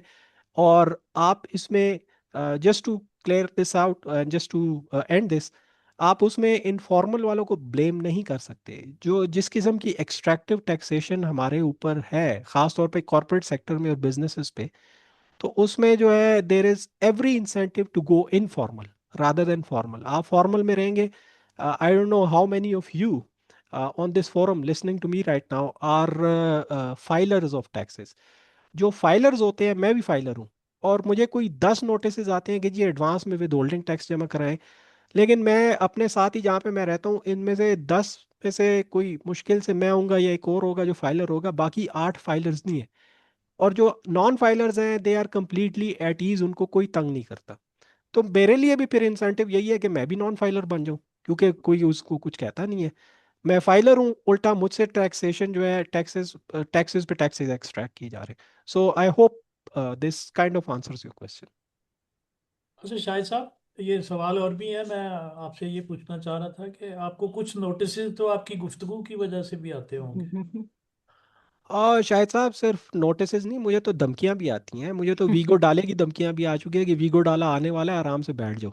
तो ये तो ये चीज़ है जी। देखिए पाकिस्तान में, मैं इसीलिए कहता हूँ ना कि पाकिस्तान में वो you have very limited space. It's not just about economics, it's not just about the economy. देखिए मैं यहाँ से बाहर सड़क पे जाता हूँ, मैं दफ्तरों में अगर काम करता हूँ, किसी के साथ काम करता हूँ, यहाँ पे वो एक माहौल जो है ना, उसे आप कहेंगे वो बड़ा एक लिमिटेड किस्म का, वो एक आप ये कहेंगे ना कि वो बड़ा एक ऐसा है कि उसमें आप बात नहीं कर सकते। अगर आप बात करेंगे, आइडियाज की पावर होती है, रिटन वर्ड की पावर होती है। अब कल परसों ट्रिब्यून में किसी ने बड़ा प्यारा आर्टिकल लिखा था, आई डोंट नो कि आप लोगों ने इस वाक़े का आपको पता है कि नहीं पता। वो एक लड़के ने आर्टिकल लिखा था कि जी ये जो बूमर जोरेन है, ने। जोरेन जोराइन ने। ने, जोरेन ने वो आर्टिकल लिखा था, तो उसको जल्दी से उन्होंने रिमूव कर दिया। अब देखें, आप सोच का हाल देखें कि किसी ने एक आर्टिकल लिख दिया है तो वो जल्दी से उनको उठा के टेलीफोन कर रहे हैं। ये बचगाना जहन जो है, तो ये पाकिस्तान चला रहे हैं। तो आप पाकिस्तान किधर जाएगा? आप बात कर नहीं सकते, आप आइडियाज कुछ कह नहीं सकते, तो आप क्या करेंगे? तो इसमें एक घुटन ज़्यादा माहौल में जो है ना, आप कुछ ज़्यादा नहीं कर सकते। It's not just about the economy, it's also about the society.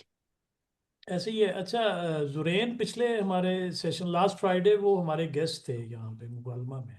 अच्छा अच्छा अच्छा, माशाल्लाह। अच्छा, उस वक्त जुरेन को कोई नहीं जानता था। अब इनकी अक्लमंदी आप देखें कि इन्होंने वो रिमूव करने के बाद आज सारा पाकिस्तान जुरेन के आर्टिकल को डिस्कस कर रहा है। हाँ जी, तो आप देख लेंगे ये कितने होशियार हैं, और यही इकोनॉमी हमारी चला रहे हैं अब माशाल्लाह, और हर चीज़ को डायरेक्ट कर रहे हैं। तो आप क्या एक्सपेक्ट करेंगे? वो मुझे एक वाकया याद आया, वो आयशा सिद्दीका आजकल वो उधर हाँ होती है, हाँ लंदन में होती है ना। हाँ तो हाँ। उनकी एक बुक आई थी, मिलिट्री इनकॉर्पोरेटेड। जी जी। अच्छा, अभी बुक आई नहीं थी तो इन्होंने सारा जो है आईएसआई और एमआई ने सारे छापे मारने शुरू कर दिए और दुकानों को बंद करना शुरू कर दिया। तो वो अब मैडम आयशा के बकौल वो हंस रही थी, वो कहती है कि मुझे सिरे से कोई जानता नहीं था, ठीक है, लेकिन ओवरनाइट मैं सुपरस्टार बन गई। और मेरी बुक की इतनी डिमांड होगी, तो वो बड़ी कहती है मैं तो इनका शुक्रिया अदा करूंगी कि इन्होंने इस तरह की हरकत की है। तो देखें, ये बच वही मैं आपको बात कर रहा हूँ, सॉरी टू से, ये बचगाना किस्म के जहन है। और माइंड यू, ये सिर्फ एस्टैब्लिशमेंट या सिक्योरिटी स्टेट वाले नहीं, मैं आपको एक सच्चा वाकया सुना रहा हूँ। मैं उस वक्त पाइड में था, तो ये पीटीआई की गवर्नमेंट के वो आखिरी आखिरी दिन थे। ये शायद जनवरी 2022 की बात है या फरवरी। मैंने एक आर्टिकल लिखा। अब वो आर्टिकल डॉन के लिए वो एक बड़ा बिनाइन सा आर्टिकल था। मैंने बेसिकली कहा कि जी अब आपकी इकोनॉमी, चूंकि आपकी ग्रोथ जो है जीडीपी वो 5.5 से 6% इसके दरमियान में है, तो अब आगे जो है वो करंट अकाउंट का एक बहुत बड़ा इशू बनने वाला है, और वो बन भी चुका था उस वक्त। और ट्रेडिशनली, और मैंने हिस्टोरिकली बात की कि जी हिस्टोरिकली आपकी इकोनॉमी का स्ट्रक्चर ही ऐसा है, तो आपके डॉलर्स भी कम हो जाएंगे और आपको फिर जो है आईएमएफ के पास जाना पड़ेगा। तो एक दिन मुझे उससे जब आर्टिकल छपा, उसके एक दिन बाद या 2 दिन बाद वो डॉक्टर नदीम उल हक की मुझे कॉल आई। वो उस वक्त वाइस चांसलर थे, उन्होंने मुझे ऑफिस में बुलाया। तो उन्होंने मुझे वो टेलीफोन दिखाया कि शौकत तरीन उस वक्त जो है ना, वो वजीर खजाना था। तो आप देखें, शौकत तरीन को हम पढ़ा लिखा आदमी कहते हैं, बैंकर है कि पूरी दुनिया, इसने उसने डॉक्टर नदीम को मैसेज किया हुआ था कि इस बंदे को यहाँ से फायर करो पाइट से, इसने ये आर्टिकल लिखा है। तो आप देखें यार, उसने, अच्छा वो डॉक्टर नदीम उल हक ने जो है उसको फिर आगे से मैसेज किया कि डोंट बी चाइल्डिश। मतलब क्या बचगाना बातें कर रहे हो तुम, पाकिस्तान के फाइनेंस मिनिस्टर हो, और एक आर्टिकल किसी ने लिख दिया है, तो तुम आगे से आर्टिकल लिख दो कि जी ये गलत है। अब आप मुझे क्या मैसेजेस कर रहे हो कि जी इसको नौकरी से निकालो, इसने ये आर्टिकल लिख दिया। तो आप यार इस किस्म के बचगाना जहन जो है, उससे वो क्या करेंगे। और यही यही issue, let me be very honest with you, ये औरंगजेब साहब आए, तो मैं इनकी थोड़ी सी मुखालफत इसलिए की, मैंने कहा ये तो पाकिस्तान की नेशनैलिटी भी छोड़ चुके थे और डच नेशनल थे। इधर इनको लाया गया, और हल्फ उठाने से 1 घंटा पहले इनका नया शनाख्ती कार्ड इनको दोबारा बना के दिया गया। तो मैंने कहा यार ये क्या हरकत है, ये पाकिस्तान में सारे इकोनॉमिस्ट मर चुके हैं क्या। तो इस बात पे वो भी खफा हो गए, उन्होंने भी डॉक्टर नदीम उल हक को जो है मैसेज कर दिया कि जी ये बंदा जो है ये इस तरह की मेरे खिलाफ ट्वीट्स क्यों कर रहा है। तो देखिए, ये बचगाना जहन जो है ना इस तरह की चीज़ों के, they won't take you anywhere. Pakistan इसी इधर ही इसी तरह पे दलदल में फंसा रहेगा। ठीक। हाँ, ये बड़ा अनफॉर्चुनेट है, लेकिन ये ऐसा ही है। मतलब ये मुझे खुद लग रहा था, बड़ी कॉमन सेंसिकल सी बात थी कि अगर उस आर्टिकल को इग्नोर कर देते तो शायद इतने लोग नहीं पढ़ते। हाँ जी, हाँ जी, बिल्कुल सही बात है। तो जी एहसान। अस्सलाम वालेकुम। वालेकुम सलाम जी। सर मेरे दो क्वेश्चन है बेसिकली। पहला क्वेश्चन सर ये है कि ये जो गवर्नमेंट का ये रिसेंट एक इन्होंने गवर्नमेंट जो जॉब्स हैं सर उनको कॉन्ट्रैक्ट पे ले आए हैं, और पेंशन में भी काफ़ी रिडक्शन की है सर। तो क्या ये वाकई इकोनॉमिक स्टेबिलिटी की जानिब एक कदम है आपकी नज़र में? और सर दूसरा ये है कि ईरानी स्मगलिंग का जो माल है वो बलूचिस्तान से पंजाब की तरफ सर एफसी की चेक पोस्टें और कस्टम्स की इनसे कैसे निकल जाता है, और ये क्या वाकई इस चीज़ में सीरियस हैं कि मुल्क की जो इकॉनमी है वो उसको स्टेबिलिटी की तरफ लेकर जाना चाहते हैं? मेरे दो सवाल सर काइंडली अब। अच्छा जी, पहला सवाल उसका तो मैं सिंपली आपको जवाब दूं, कुछ मैंने बातों में उसका जिक्र भी कर दिया था कि देखें, बिल्कुल ये कर तो रहे हैं कि जी हम गवर्नमेंट की नौकरियां कम कर रहे हैं। चले, आपने नौकरियां कम करनी है वो दैट्स फाइन, मैं तो खुद कहता हूँ कि गवर्नमेंट का फुटप्रिंट कम हो।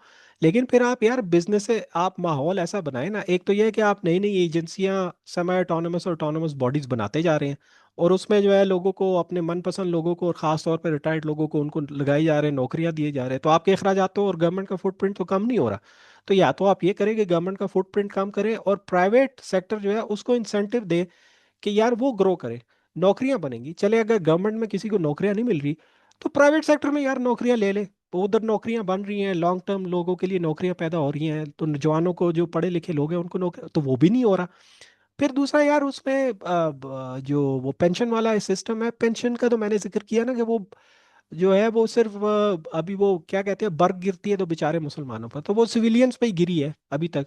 तो वो जिधर असल में पेंशन का मसला है, उनको तो वो कोई हाथ नहीं लगा सकता, क्योंकि वो खुद ही सारी चीज़ें चला रहे हैं। तो ये एक इशू है और इशू रहेगा। तो इसलिए मैं कह रहा हूँ कि ये नॉन सीरियस किस्म के लोग हैं, ये सिर्फ अपना मुफाद देखते हैं कि यार कहाँ पे हमारे मुफाद को कोई नुकसान ना पहुंचे, बाकी जो है वो बाकी अवाम है जो है उनको जो लगता है उन पे टैक्स लगते हैं, लगते रहे, या जिनका वो होता है। पेंशन का यार ये है कि पेंशन के सिस्टम को आप ठीक कर सकते हैं अगर आप सीरियस हों। और इवन प्राइवेट सेक्टर में देखें, EOBI वगैरह इन्होंने इदारे बनाए हुए हैं, जो कि उनका ये वो है कि वो एम्प्लॉयर से जो है वो हर महीने वो पैसे इकट्ठे करके ये कर रहे होते हैं कि जी जब एम्प्लॉय रिटायर होगा तो उसको हम पेंशन देंगे। अब इशू ये है कि वो आपकी पेंशन वो करोड़ों रुपए जो है एम्प्लॉयर से लेते हैं हर महीना, लेकिन आप उनकी पेंशन देखें 6-7 हज़ार रुपए। अगर वो सही तरीके से उसको चलाते तो वो जो प्राइवेट सेक्टर वाले हैं उनको पेंशन का कोई मसला ना होता, उनको अच्छी पेंशन। सो ओवरऑल मैं सिस्टम की बात कर रहा हूँ, उसको ठीक करने की ज़रूरत है। अच्छा, दूसरा आपका सवाल ये FC वगैरह, यार ये तो बहुत अरसे से मैंने कहा ना, मैं भी बात कर रहा हूँ और लोग भी, लेकिन अब तो हाल ही हो गया है कि आप तो बिल्कुल ही हाइपर सेंसिटिव हो गए हैं, अपने खिलाफ कोई बात सुनना पसंद नहीं करते। यही बात तो हम भी करते हैं, कहते हैं कि जी वो उधर से स्मगलिंग हो रही है, तुरखम से हो रही है, उधर ईरान से, तो भाई ये सरहद पे जो चेक पोस्टें हैं ये किसके पास है? आप लोगों के पास ही है ना। तो आप लोग जवाब दें, लेकिन सवाल ये है कि उनसे आप कोई सवाल कर नहीं सकता, आपको उल्टा उठा के ले जाएंगे। तो पाकिस्तान इस तरह नहीं चल सकता, दिस इज व्हाट आई से। लेकिन आप बात करो तो उल्टा आपको आपके लिए मुसीबत बन जाती है। वो या तो आप उठा लिए जाएंगे या किसी तरह साइलेंस कर दिया जाएगा, ये इशू है। Thank you sir. अच्छा, हशाम साहब आपने सवाल पूछना था, आप पहले सवाल पूछें फिर हमजा साहब की तरफ चलेंगे। गौरी साहब आपके पास आते हैं दोबारा जी। जी थैंक यू सो मच। अच्छा मेरा चूंकि नॉलेज इतनी नहीं, अस्सलाम वालेकुम सर। अच्छा मेरी चूंकि वालेकुम सलाम। इकोनॉमिकली कोई इतनी नॉलेज नहीं है ना, मैं इतना फेमिलियर भी नहीं हूँ, लेकिन आपने जो चीज़ें आपने डिस्कस की हैं वो आपने बिल्कुल क्लैरिफाई की है और बड़ी स्मार्टली वे में जो है ना आपने चीज़ें मैनेज की हैं। अच्छा मेरा सिर्फ एक तो क्वेश्चन है, बीइंग अ यंगस्टर, एक तो यूथ को लेके कि इतना PhD करने के बावजूद भी या फिल करने के बावजूद भी, ठीक है करंट जो भी सिनेरियोज हैं, इन्फ्लेशन है ऑब्वियसली पाकिस्तान में, लेकिन क्या वजह है इसकी, क्यों नहीं जो है ना ये अपॉर्चुनिटीज जो है ना इतनी प्रोवाइड कर पा रहे इनके लिए, जो यंगस्टर्स के लिए, ठीक है। और दूसरा ये है कि जितना भी इनके पास बजट आता है वो नॉर्मली दूसरे सेक्टर में जो है ना इन्वेस्ट करते हैं। इससे बेहतर ये नहीं है कि आप कोई ना कोई ऐसी इंडस्ट्री जो है ना लगाएं ताकि जो है ना वो हमारे जैसे जो यंगस्टर हैं उनके लिए एक अच्छी अपॉर्चुनिटीज जो है ना मिल सके, ठीक है। तो अभी ये करंटली जो एक स्टैट्स है 3 से 4 साल हो गए हैं, ठीक है। तो around I don't no exact figure, but most of the people like जो ग्रेजुएट हो रहे हैं वो माइग्रेट कर रहे हैं अब्रॉड की तरफ। तो ये एक लॉस है। अब इसके बारे में बस आप थोड़ा सा जो है ना वो मुझे बता दें कि ये किस तरह जो है ना उसको स्ट्रेटेजी करके इसको इम्प्रूव कर सकते हैं आने वाले दिनों में, पर्टिकुलरली जॉब हम्म। परस्पेक्टिव से, ठीक है। अच्छा, मैं एक सवाल थैंक यू आपसे सो मच। पूछूं? जी थैंक यू। शाम, आपसे एक छोटा सा मैं सवाल पूछूंगा before I answer that. Did you by any sure sure chance, sure. हाँ, बाय एनी चांस आपने मेरा जो डॉन में लास्ट आर्टिकल आया था अभी एक हफ्ते पहले, वो हम्म। आपने आपने पढ़ा तो नहीं है?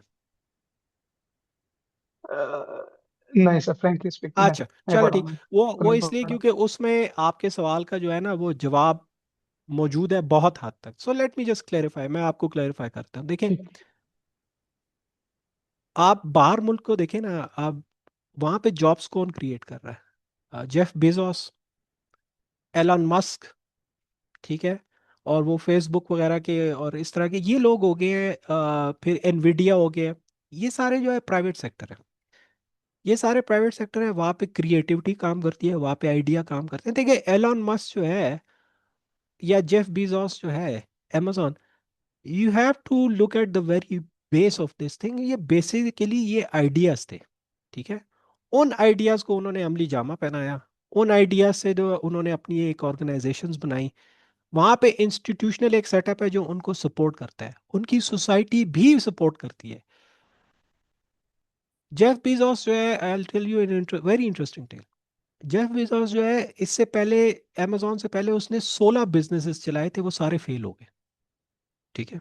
16 बिजनेसेस चलाए थे वो सारे, लेकिन he did not give up. और उसकी सोसाइटी, उसके अपने लोग जो हैं, उसके अपने खानदान वाले, उन्होंने भी उसको डिसइंसेंटिवाइज नहीं किया। यहाँ पे तो आप एक कारोबार करेंगे, कहीं कारोबार पहले शुरू करेंगे, सबसे पहले तो आपके चाचा मामा फूफा सारे इकट्ठे हो गए, वो आपको कहेंगे कि कारोबार कर रहे हो यार, CSS कर लो, अफसर बन जाओ। और अगर आप फिर खुदा न खास्ता आपका वो कारोबार नहीं चलता, तो फिर आप दूसरे कारोबार की तरफ जाएंगे, वो कहेंगे कि यार एक पहले वो खत्म हो गया, तो अब दूसरा तुम किस लिए कारोबार कर रहे हो? ये सोसाइटी का भी एक इशू है। खैर, उनके आइडियाज थे, उनका आइडियाज जो थे वो फ्रूट, वो उनके आइडियाज जो थे, उन्होंने उसको एक इंस्टीट्यूशनल सपोर्ट, उनकी अपनी सोशल सपोर्ट, कल्चरल सपोर्ट उनको मिली। देखिए उन्होंने शुरू किया from nothing and where they are now, वो हजारों जॉब्स वो बना रहे हैं। आप चाइना में भी चले जाएं, चाइना में स्टेट की जॉब्स नहीं है, ये एक बड़ा अजीब किस्म का हमने वो बनाया हुआ है कि जी वो कम्युनिस्ट पार्टी है और सारी जॉब्स जो है वो, नहीं, वो उनकी कम्युनिस्ट पार्टी जो है वो सिर्फ एक डायरेक्शन देती है, और उस डायरेक्शन के लिए वो इंस्टीट्यूशंस को और अपने, मिसाल के तौर पे स्टेट बैंक जो है चाइना का, सेंट्रल बैंक चाइना का, उसको फाइन ट्यून करती है कि यार इस डायरेक्शन में कर्ज दे दो, इस डायरेक्शन में। वो सिर्फ इंसेंटिवाइज करती है, वो फोर्स भी नहीं करती। लेकिन उनका जो प्राइवेट सेक्टर है, अली बाबा हो गया, अली बाबा जो है वो कोई कम्युनिस्ट पार्टी है अपना, वो सोशल वो तो नहीं है, वो तो वो प्राइवेट वो है। आप जब तक प्राइवेट एंटरप्राइज को, अपने एंटरप्रेन्योर्स को, और यही आप जैसे यंग लोग हैं, इन्हीं में से लोग आएंगे, वो कहीं बाहर से नहीं आएंगे। आप उनको जब तक इंसेंटिवाइज नहीं करेंगे, आप उनको वो माहौल नहीं देंगे कि वो खुद अपना आइडिया जो है उसके मुताबिक बिजनेस करें, उसके मुताबिक इन्वेस्टमेंट करें, तो इस मुल्क में चेंज नहीं आ सकती, इस मुल्क में जॉब्स क्रिएट नहीं हो सकती। आप हम लोग इसी तरह गुलाम रहेंगे, हमारी जहनीत यही रहेगी कि लम्स और आईबीए से भी जो है ग्रेजुएट करने वाले, पीएचडी करने वाले, वो भी सीएसएस के एग्जाम में बैठे होंगे। ये आप देख लेंगे इस मुल्क की कितनी बदकिस्मती है, ये टॉप, ये आपकी क्रीम है, और वो भी कहते हैं कि नहीं हमने सीएसएस करना है। तो everybody is running after safety. आप जब तक ऐसा माहौल नहीं क्रिएट करेंगे जिसमें लोग रिस्क नहीं लेंगे, तो वो नौकरियां नहीं पैदा होंगी। और आप इसी तरह वो एक गुलाम किस्म का, वो जो एक गुलाम गर्दिश है, उसी में आप फंसे रहेंगे। So it's about ideas, it's about giving them the right environment, तभी कुछ होगा, वरना इसके अलावा जो है आप कुछ भी नहीं कर सकते। हमारे जवानों के लिए फिर सिर्फ और सिर्फ एक ही रास्ता रह गया कि वो यहाँ से भागे, वो जिंदा भाग, और इसके अलावा उनके पास कोई रास्ता नहीं है। So you have to convert, it's a complete transformation, कि जो हमारा अभी वो सिस्टम है उससे आप ट्रांसफॉर्म करके एक डिफरेंट सिस्टम में आ जाए, जहाँ पे प्राइवेट सेक्टर जो है it finds it easy to invest and create jobs. ये मेरी एक छोटी सी गुजारिश है। Thank you sir. जी अमजद साहब। Thank you sir. अस्सलाम वालेकुम शाहिद साहब, पहले तो बहुत शुक्रिया, आपने बड़ा इंसाइटफुल आपका ये कमेंट्स थे और बाकी डिस्कशन, और बहुत कुछ सीखने को मिला, लेकिन साथ साथ बहुत सारी डिसअपॉइंटमेंट भी हुई। और यकीन करें, हालात सुनकर मैं तो जो है वो स्ट्रेस में चला गया हूँ कि एक आम बंदे को किस तरीके से मतलब गवर्नमेंट पॉलिसीज बनाकर जो है वो टैक्सेशन, डायरेक्ट इनडायरेक्ट, और जैसे आपने वो वापडा बिलिंग और ये सारी चीजें एक्सप्लेन की। मैं सिर्फ थोड़ा सा ये जानना चाह रहा हूँ कि ऐसे में अब आम बंदा जो है वो क्या काम कर सकता है कि इस तरह की चीज़ों से निकल सके, और जो डेफिनेटली ये काम पॉलिसी लेवल के या गवर्नमेंट लेवल के हैं कि वो इन चीज़ों में बेहतरी लेके आए, लेकिन वो जैसे आपने फरमाया कि वो तो अगर कोई बात भी करे तो धमकी लग जाती है या कुछ इस तरह से हो सकता है। तो एक आम बंदा अपने तौर पर, चाहे वो कोई कारोबारी आदमी है, चाहे वो कोई जॉबियन है, वो क्या इसमें अपना रोल प्ले कर सकता है कि हम थोड़ी सी इकोनॉमी को बेहतर कर सकें, इस तरह से जा सकें? शुक्रिया। जी थैंक यू। आपका माशाल्लाह नाम अमजद इस्लाम अमजद था, मैं मुझे अमजद इस्लाम अमजद साहब याद आ गए। वो खुद भी बहुत बड़े लिखारी थे, अल्लाह ताला उनके दर्जात को बुलंद करे। बड़े अच्छे ड्रामे लिखते थे। देखिए अमजद, मैं, let me be very honest with you, मैं भी तकरीबन मेरे 20 साल हो गए हैं प्रैक्टिकली एज एन इकोनॉमिस्ट, लिख लिख के। मैं 2013 से लिख रहा हूँ। सिचुएशन जो है ना वो बहुत बहुत डिसअपॉइंटिंग है। There are not many avenues Pakistan में जो कि आप परस्यू कर सकते हैं without taking, without engulfing in yourself in some kind of risk. कहीं ना कहीं आपको आके डिसअपॉइंटमेंट होगी, कहीं ना कहीं आपको आके अंदाजा होगा कि यार यहाँ पे तो हर चीज़ बंद है, आगे आपकी कुछ है नहीं।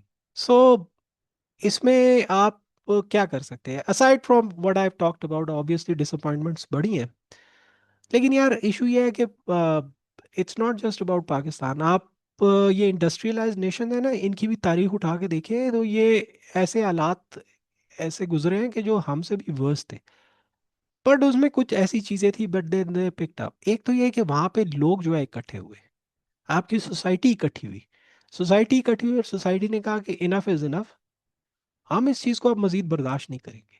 हमारे यहाँ पे यार अनफॉर्चुनेटली ये वन ऑफ द बिगेस्ट, जो मैं ऐसे कहता हूँ ना, one of the most traumatic और one of the most disturbing जो ऑकरेंसेज हुई हैं हमारे यहाँ पे यार, सिविल सोसाइटी बिल्कुल ख़त्म हो गई है। लास्ट टाइम जो सिविल सोसाइटी इकट्ठी हुई थी पाकिस्तान में, वो इफ्तिखार चौधरी की जो रेस्टोरेशन की मूवमेंट थी, उसके बाद जो है सिविल सोसाइटी जो है ऑलमोस्ट गायब ही हो गई है। अब आप मैंने देखें, मैं आपको मिसाल देता हूँ। इस्लामाबाद की जो तबाही और बेखुनी हो रही है ना, एक ही शहर पाकिस्तान में रह गया रहने के काबिल।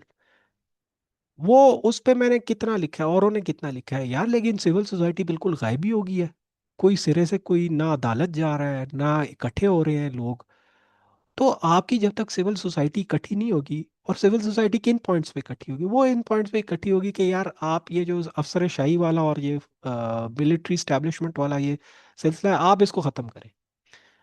हमें ये रिफॉर्म्स चाहिए, हमें अफसरशाही नहीं चाहिए, हमें मिलिट्री स्टैब्लिशमेंट नहीं चाहिए, हमें इकॉनमी चाहिए, हमें मार्केट्स चाहिए, हमने दुनिया के साथ ट्रेड करना है। हमें छोड़ें। हमारा आइडिया है, मैंने को अगर दुकान लगानी है तो मुझे जाके 500 जगह से मुझे वो नहीं, ग्रेड 17 के अफसर से मुझे ठप्पा नहीं लगवाना। मैंने दुकान लगानी है यार, मेरी मर्जी है, मैं दुकान लगा रहा हूँ, मैं इन्वेस्टमेंट कर रहा हूँ, मुझे दुकान लगाने दें। मेरा एक आइडिया है, मैं फैक्ट्री लगाना चाहता हूँ, इसके लिए मुझे 500 जो है एप्लीकेशंस नहीं देनी पड़ेगी, मैं फैक्ट्री लगा रहा हूँ यार, मुझे फैक्ट्री लगाने दें। ठीक है। जब तक आप इन रेगुलेशंस को, जब तक आप इस अफसरशाही को, जब तक आप सिस्टम को एक साथ इकट्ठे हो गए, हम लोग उस पर प्रेशर नहीं डाल, जोर नहीं डालेंगे एज अ सोसाइटी, ये नहीं चेंज होंगी हमारे लिए उस वक्त तक। बहुत सिस्टम जो है रेगुलेटेड रहेगा। सो इन शॉर्ट जोर हमारा ये होना चाहिए कि लेट मार्केट्स वर्क। मार्केट्स जो है, अगर मैंने किसी से ट्रांजैक्शन करनी है, दुनिया से करनी है या अपने मुल्क में करनी है, मैं यहाँ पे इस्लामाबाद में बैठा हूँ, मैंने किसी से कराची में ट्रांजैक्शन करनी है या पेशावर में करनी है, मुझे किसी की इजाज़त की ज़रूरत नहीं है। मुझे कारोबार करने दें, मुझे बिजनेस करने दें, मुझे अपना आइडिया परस्यू करने दें। इसी तरह चेंज आएगा।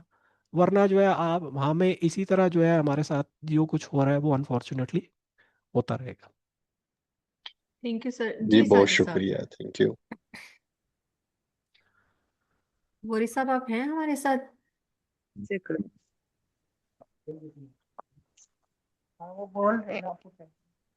अनम्यूट करें।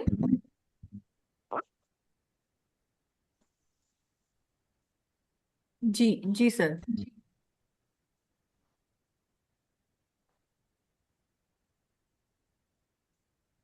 आवाज आप,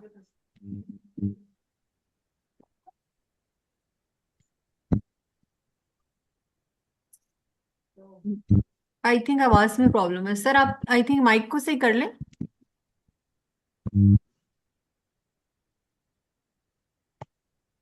सर आप माइक को सही करें तो तब तक मैं एडवांटेज लेते हुए सब सर से आपकी गौरी साहब आपकी आवाज नहीं आ रही, तो आप इसको माइक को सही करें जब तक ना मैं। सर मेरे दो छोटे छोटे सवाल हैं। एक तो सर मेरे जहन में आ रहा था कि जो इन्फ्लेशन है वो तो वर्ल्ड वाइड है ना, लाइक वो बहुत सारी कंट्रीज में है, तो why does inflation in Pakistan hit the poor harder than any other country? और सर दूसरा सवाल मेरा ये है कि अगर हम हिस्ट्री को देखें तो क्या हम इकोनॉमिकली कभी जो है वो स्टेबल भी हुए हैं? लाइक हमारा कोई ऐसा दौर गुजरा है जिसमें हम हम मिसाल दे सकें कि भाई ये वाला दौर तो फिर भी बेहतर था? अच्छा डॉक्टर साहब, एक तो ये है कि इन्फ्लेशन जो होती है ना, जहाँ पे भी हो दुनिया में, कहीं भी, अमेरिका में हो, पाकिस्तान में हो, यूरोपियन यूनियन में हो, it always hits the poor person the hardest, वो कहीं भी हो। डिफरेंस कहाँ पे आता है? डिफरेंस आता है कि how do you handle inflation. आपका स्टेट बैंक और आपके जो गवर्नमेंट है उसको, इन्फ्लेशन को वो कैसे हैंडल करते हैं। यहाँ पे जो है हम we normally are very poor. मेरा एक आर्टिकल है, in case you are interested, ये मैंने 2-3 साल पहले लिखा था, and it really really went very well. वो है डॉन में ही छपा था, इन पाकिस्तान इन्फ्लेशन पजल, उसकी हेडिंग थी। So if you have the time do read up. हमारा इश्यूज जो है, हम इन्फ्लेशन को एक तो सही तरह समझते नहीं है, यहाँ पे रिसर्च बहुत कम है, और दूसरा यह है कि हम उसको हैंडल सही तरीके से नहीं करते। तो इसलिए हमारे लिए, हमारी मिडिल क्लास के लिए और हमारे जो पुअर क्लास है उसके लिए बहुत बड़ा प्रॉब्लम इसलिए बन जाता है कि हम उसको हैंडल नहीं कर। So let me give you an example, छोटी सी आपको जल्दी से एग्जांपल है तो। कोविड के दिनों में आपने देखा होगा कि अचानक इन्फ्लेशन बहुत ज़्यादा हो गई थी, लेकिन with in a year inflation जो है, जो कि 15% तक, 16% तक भी चली गई थी इवन इन इंडस्ट्रियलाइज नेशन, वो नीचे आ गई, अराउंड 7% 6% तक आ गई। लेकिन पाकिस्तान में जो है वो ऊपर ही रही कुछ अरसे तक। ठीक ठाक उसका जोर रहा इन्फ्लेशन का। It depends upon the policies, it depends upon the structure of the economy. तो पाकिस्तान की इकोनॉमी का स्ट्रक्चर और हमारी पॉलिसीज ऐसी है कि इन्फ्लेशन जो है वो परसिस्ट करती है। स्पेसिफिकली अगर कोई एक्सटर्नल शॉक उसमें आता है। तो इफ़ यू हैव टाइम, उसमें मैंने एक्सप्लेन किया हुआ इस आर्टिकल में कि क्यों, कहाँ पे हमारी पॉलिसीज गलत है, क्यों इन्फ्लेशन जो है इतना ज़्यादा वो परसिस्ट करती है। तो वो ज़रूर देखिएगा। दूसरा जो आपका, आई एम सॉरी, दूसरा सवाल क्या था सर डॉक्टर साहब? मैंने दूसरा सवाल ये था कि हिस्ट्री में कोई ऐसा दौर गुजरा है जिसकी हम मिसाल दे सकते हैं? नहीं। अच्छा, आपने ये बड़ा शरारती किस्म का सवाल कर दिया, मैं ऐसे कहूँगा। वो शरारती सवाल इसलिए है क्योंकि हम तो 2-3 साल बाद हमारा वो है नाजुक मोड़ पे हम वैसे ही खड़े होते हैं ये हम तो ये नाजुक मोड़ वाली इकॉनमी है, ये कभी ख़त्म नहीं होती। देखिए, आप डिपेंड करता है ऑन योर पर्सपेक्टिव कि आप स्टेबिलिटी को कहते क्या है। अगर आप स्टेबिलिटी इस चीज़ को कहते हैं कि आपको उस तरह के मसले नहीं है जो कि नॉर्मली होते हैं, तो फिर स्टेबिलिटी तो जो है आप देख ले अयूब खान के दौर में या फिर मुशर्रफ के दौर में या इवन नाउ, स्टेबिलिटी ये है कि आपको थोड़े से पैसे बाहर से आना जो है, वो क्रेडिट वगैरह जो है वो ज़रा आसान हो गया है, और बाहर वाली दुनिया जो है आपके साथ थोड़ी वो मदद के लिए तैयार है। तो वो स्टेबिलिटी ये थी कि आपको थोड़ा सा वो टेम्पररी रिप्रीव मिल जाता है। वो स्टेबिलिटी नहीं होती, वो टेम्पररी रिप्रीव। लेकिन इशू कहाँ पे रहा है? इशू ये रहा है कि हमारे जो ट्रेडिशनल इश्यूज, जो स्ट्रक्चर ऑफ द इकोनॉमी के इश्यूज हैं ना, मैंने इससे पहले 2-3 जो इश्यूज एक्सप्लेन किए, वो वहीं पे खड़े हैं। आप अयूब खान का टाइम ले लें या अभी का टाइम ले लें, हमारे जो इंटीग्रेशन है ग्लोबल इकोनॉमी में वो ऑलमोस्ट नॉन एग्जिस्टेंट है। तो देखिए, अगर आप 60 साल में भी इस इशू को नहीं सॉल्व कर सके, तो आप फिर क्या होगा उसमें? फिर यही होगा कि आप हमेशा डिपेंडेंट रहेंगे बाहर वालों की इमदाद पे। जो डोनर्स हैं या फिर आपके क्रेडिटर्स हो गए, वही आपको डील करेंगे। आप, आपकी पॉलिसी कौन चला रहा है? फिजिकल पॉलिसी, टैक्सेशन के इश्यूज को कौन डील कर रहा है? आईएमएफ कर रहा है। वो फाइनेंस मिनिस्ट्री नहीं डिसाइड कर रही है, एफबीआर डिसाइड कर रही है। वो आपको आईएमएफ से इजाज़त लेनी पड़ती है कि जी हम ये काम कर सकते हैं, नहीं कर सकते। तो देखिए, स्टेबिलिटी अगर आप कहते हैं तो स्टेबिलिटी यही है कि थोड़ा आपको टेम्परेरी रिलीफ मिल जाता है, आईएमएफ से मुआहदा हो जाता है, उधर से पैसे आ जाते हैं, अमेरिका आपको थोड़े बहुत पैसे देता है, चाइना दे देता है, यूएई दे देता है, सऊदी अरब देता है। यही आपकी वो है। अगर आप इसको कहते हैं कि जी ये वो है शायद साहब आपकी स्टेबिलिटी। आवाज़ चली गई है। सॉरी, अब आ रही है? मुझे मुझे तो आ रही है आवाज। मेरी आपकी आवाज आवाज़ नहीं आ रही थी। नहीं नहीं नहीं, आ रही है आ रही? सर, शायद हाँ आपकी देखिए, तरफ आवाज से। आ रही है, आवाज आ रही है। अच्छा, फिर मेरे ख्याल में उनका आपकी तरफ सर प्रॉब्लम होगा, बाकी को तो नहीं, मेरी आवाज़ आ रही अब है। आ रही है, अब आ रही है। अच्छा अच्छा। हम्म। तो होपफुली डॉक्टर साहब, I answered your question. Thank you sir, और मैं आपका आर्टिकल भी जरूर पढ़ूंगी। Thank you. Thank you. तो अब्बास साहब, मेरा ख्याल है आखिरी क्वेश्चन है। अब्बास साहब जी। जी सर। अच्छा सर, मेरे दो क्वेश्चन है आपसे। पहला क्वेश्चन तो ये है कि ये जो आपने अभी फरमाया कि आईएमएफ जो है वो पॉलिसी इनको देती है, तो आईएमएफ इनकी अपनी जो शाह खर्चियां हैं, और ये जो आईएमएफ से कर्जा लेके वो बुलेट प्रूफ गाड़ियां ले लेते हैं, आईएमएफ ये नहीं कहती कि आप शाह खर्चियां भी कंट्रोल करें, और दूसरी साइड पे सिर्फ गरीबों पे टैक्स लगा दिया जाता है, खासतौर पे सैलरीड पर्सन पे। पहला क्वेश्चन तो ये होगा। दूसरा क्वेश्चन ये है सर कि जो ये एजुकेशन के इदारों को आउटसोर्स कर रहे हैं और वो मजीद डिप्लोरेबल सिचुएशन में जा रहे हैं, तो इससे तो मेरे ख्याल में ये चीज़ें नहीं ठीक हो रही, बजाय इसके कि उसकी अच्छी मॉनिटरिंग हो जाती और वो इदारे जो है ना वो बेहतर हो जाते। क्योंकि जो सर हमारा लोअर मिडिल क्लास है, जो कि बल्क ऑफ द कम्युनिटी है, वो तो बिल्कुल ही एजुकेशन से नाबाल्द होता जा रहा है।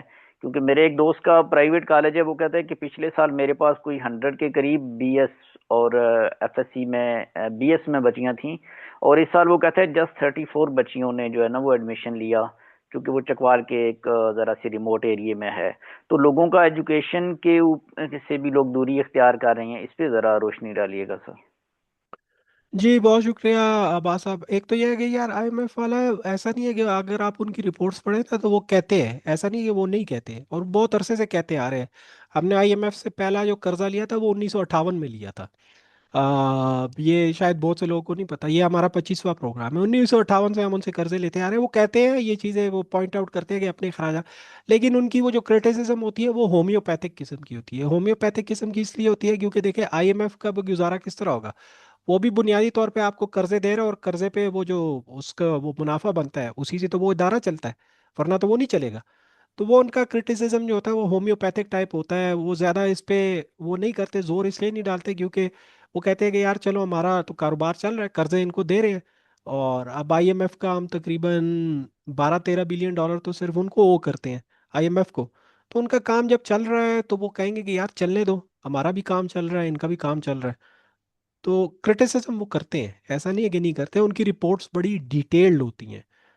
लेकिन यह है कि वो उस चीज़ को पुश नहीं करते। मेरा क्रिटिसिज्म उन पे ये है। दूसरी बात ये है कि आपने कहा कि एजुकेशन, तो यार देखें एजुकेशन ये चीज़ बिल्कुल सही है। इस साल इनफैक्ट रिपोर्ट आई थी कि बहुत सी यूनिवर्सिटीज़ में, मिसाल के तौर पे पेशावर यूनिवर्सिटी में कुछ डिपार्टमेंट्स उनको बंद करने पड़ गए कि उधर कोई दाखला नहीं ले रहा। So you have to look at things in perspective, यार क्यों लोग दाखला नहीं ले रहे। और एजुकेशन जो है क्या सिर्फ ये इनकम की बात है? I don't think it's just about income. Yes, income is one part of it, कि इनकम की वजह से जो वो डिक्लाइन इन परचेसिंग पावर आया है, उस वजह से वो कम हो गया है दाखला, और लोग जो है इतना ज़्यादा। लेकिन आप ये भी देखें कि आपको मैं एक इंटरेस्टिंग स्टेटिस्टिक बताता हूँ। ये हमने पाइड में एक रिसर्च की थी कि पाकिस्तान में जो ग्रेजुएट्स हैं ना, जिन्होंने बैचलर्स किया हुआ है और इवन मास्टर्स जो किया हुआ है, उसमें से बेरोजगारी की शरह जो है उनमें 30% से ज़्यादा है, तकरीबन 32% के 34%। तो देखिए बाकी लोग जो है जो अपने बच्चों को पढ़ाना चाहते हैं, तो वो सवाल यही करते हैं ना कि यार ये जो पहले पढ़े लिखे हैं और जो डिग्रियां लेके बैठे हुए हैं, जब उनको नौकरियां नहीं मिल रही तो हम अपने बच्चों को क्यों डालें? क्यों ना इनको कहीं बाहर भेज दे, या इनको कोई कारोबार करवा ले, या नैफटेक वगैरह से इनको कोई छोटा एक कोर्स करवा ले ताकि ये टेक्नीशियन बन जाए। तो देखें वो एक इंसेंटिव जो होता है ना, you have to look at the incentive system. फिर ये भी है, उसमें एक और एस्पेक्ट ये भी आता है, आउटसोर्सिंग।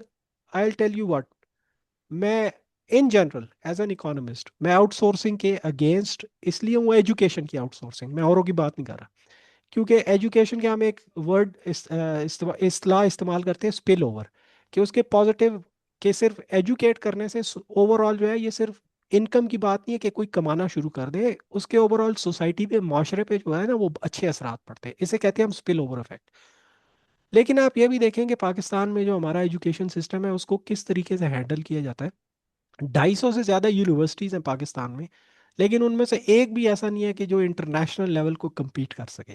दूसरा यार आप ये देखें अब्बास साहब कि यहाँ पे मार्केट कोई नहीं है। मैंने अभी बात की आइडियाज़ की, मेरे पास अगर 10 भी आइडियाज़ हो ना, मैं यहाँ पे कोई फैक्ट्री नहीं लगा सकता, कोई बात नहीं कर सकता, क्योंकि मुझे खतरात होते हैं, मैं कुछ करने, मार्केट है नहीं, बाहर दुनिया से हम ट्रेड कर नहीं सकते कि मैं कोई अच्छी प्रोडक्ट बनाऊं और बाहर से कोई कस्टमर आके जो है वो मुझे कहे कि जी मैंने आपकी प्रोडक्ट खरीदनी है। तो इन शॉर्ट वो पूरा एक इंसेंटिव स्ट्रक्चर जो होता है ना सोसाइटी का, सोशियो इकोनॉमिक स्ट्रक्चर जो होता है वो पाकिस्तान का पूरा बिगड़ा हुआ है। तो इसमें जो एजुकेशन होती है ना, वो अपना वो जो एक वो उसकी वो खींच होती है, उसकी डिमांड होती है या उसकी अट्रैक्शन होती है, वो कम हो गई है। तो पार्ट ऑफ इट इज कि जी वो लॉस ऑफ परचेसिंग पावर है, but part of it, a big part of it is कि यहाँ पे मार्केट कोई नहीं है, और जो हालात हैं पहले ही जो यहाँ पे पढ़ लिख गए हैं और उनके लिए नौकरियां नहीं है, तो लोग इस चीज़ को वो एक डिसइंसेंटिवाइज हो गए हैं कि यार क्यों पढ़ाएं बच्चों को। तो दीज आर टू थिंग्स। साहब, जी सर। सर अस्सलाम वालेकुम। हाशिम अच्छा साहब सर, मेरा, क्विकली। जी हाशिम जी साहब। जी सर, जी सर, मेरा सर सवाल ये था कि जो प्राइवेटाइजेशन की सर जो आपने उसकी सपोर्ट में बात की है, आपने शायद दुरुस्त भी अपने तनाजुर में की है, लेकिन सर जो बहुत बुनियादी इंस्टीट्यूशन है जस्ट लाइक एजुकेशन है और हेल्थ है, इसकी प्राइवेटाइजेशन को तो आमतौर पे नहीं देखा जाता कि स्कूलों को कर दें, कॉलेजेस को कर दें। इनको इसी तरह BHUs पंजाब में बंद कर दिए गए, कॉलेजेस जो हैं उनके 70 कॉलेजेस की लिस्ट तैयार है, स्कूलों की निजकारी जो है वो की जा रही है, आउटसोर्सिंग की जा रही है। तो हेल्थ और एजुकेशन की जो प्राइवेटाइजेशन है इसके हवाले से कमेंट कीजिएगा, बहुत शुक्रिया। जी आशिम साहब, मैंने अभी आप जिक्र किया, इससे पहले भी जो सवाल जो है वो इसी इस पे था, इस बात पे था। तो मैंने आपको कहा कि इन प्रिंसिपल और जिस तरह का हमारा माशरा है और जिस तरह हमारे यहाँ पे परचेजिंग पावर है, तो मैं उससे अग्री नहीं करता कि आप हेल्थ सेक्टर और एजुकेशन को जो है वो होल सेल में जो है प्राइवेटाइज करें, मैं उससे अग्री नहीं करता। लेकिन आप ये भी सोचें ना कि गवर्नेंस का फेलियर कितना बड़ा है, कि आपकी स्कूलों से आप उसको आप चलाने में नाकाम है, high schools, higher education system आपका तबाह हाल है, यूनिवर्सिटीज़ में आपके क्या हो रहा है वो सबके सामने है। शायद से आप खुद भी जो यूनिवर्सिटी में है, कायद आज़म यूनिवर्सिटी का, आप शायद से आप वहाँ पे रहे हैं, तो मैं भी उसका हाल देखा था। तो देखिए ओवर टाइम जो है वो डिटीरिएशन कितनी हुई है। गवर्नेंस यही होती है कि आप इन चीज़ों को सही तरीके से संभालें, उससे कोई क्वालिटी प्रोडक्ट निकले। लेकिन ये कंटिन्यूस फेलियर है, और ये बेसिकली ये जो प्राइवेटाइज कर रहे हैं ये रिफ्लेक्शन ऑफ दैट फेलियर है। कि जिसके नताइज जो है वो फिर आवाम को भुगतने पड़ेंगे, और वो भी इस होप में है कि जी शायद प्राइवेट सेक्टर वाले जो है वो बेहतर एजुकेशन प्रोवाइड कर सके। आई don't know about that, I am not sure about that कि वो इस तरह होगा। मैंने तो आपको कहा कि इन चीज़ों के सेहत के और तालीम के जो है वो गवर्नमेंट सेक्टर में होने के उसके स्पिल ओवर इफेक्ट्स बहुत ज़्यादा है, लेकिन उसकी बुनियादी क्वालिफिकेशन यही है कि आपको उसको हैंडल करना चाहिए, कि तरीके से हैंडल करना आना चाहिए। लेकिन जब आपने ब्यूरोक्रेसी नहीं चलानी है ये चीज़ें, तो और फिर उसमें जो है ये पॉलिटिकल इंटरफेरेंसेस आ जाती है, तो फिर आप सिस्टम क्या चलाएंगे, उसमें से कोई अच्छी प्रोडक्ट नहीं निकल रही। तो so I hope I am clear on this कि मैं in principle I am against this kind of wholesale privatization. बहुत शुक्रिया शाहिद साहब। मुझे थैंक यू। तो ज़ाती तौर पे बड़ा मज़ा आया। आप बताइए आपको कैसा लगा क्वेश्चंस को डील करते हुए। जी मैंने तो आपको शुरू में ही जो मैंने अर्ज की ना कि आई am always up for intellectual conversation के सवाल पूछते हैं। बहुत से लोग इंक्विजिटिव होते हैं, बहुत से लोगों को मालूमात भी नहीं होती। अक्सर हमारी वो जो मालूमात होती है वो लिमिटेड होती हैं, जो सोशल मीडिया पे या ख़बरों में आता है, और उन्होंने दो तीन चीज़ें ही पकड़ी होती है, माली policy, fiscal policy, monetary policy कि स्टेट बैंक ने ये कर दिया और हुकूमत का बजट इतना है, और इसके अलावा वो टैक्सेस और एफबीआर पे, इसके अलावा वो कुछ कहते ही नहीं है। लेकिन ये यस जो इनसाइडर इंफॉर्मेशन या फिर आपकी वो जो तफसीलात होती है ना, असल चीज़ें जो होती है वो उसी के अंदर पिन्हा होती हैं, उसी के अंदर छुपी होती है। So I am always up for this conversation, और बड़े अच्छे सवालात आए हैं। आई एम हैप्पी कि ये सवाल हुए, एंड आई होप मेरी उम्मीद ये है कि मैंने बहुत सी कंफ्यूजन्स या बहुत से सवालात जो है उसका जवाब मैंने दे दिया और कंफ्यूजन्स क्लैरिफाई कर दिया। यस बहुत सर, शुक्रिया शाहिद सर साहब। बहुत शुक्रिया, thank you very much Shahid साहब। कुछ थैंक यू टाइम जी, thank you very sir, enjoyable. Thank आप लोग सब लोग अपना ख्याल रखिएगा। अल्लाह अल्लाह थैंक हाफिज। यू हाफिज। सर। थैंक यू जी, बहुत अल्लाह शुक्रिया। हाफिज। अल्लाह हाफिज।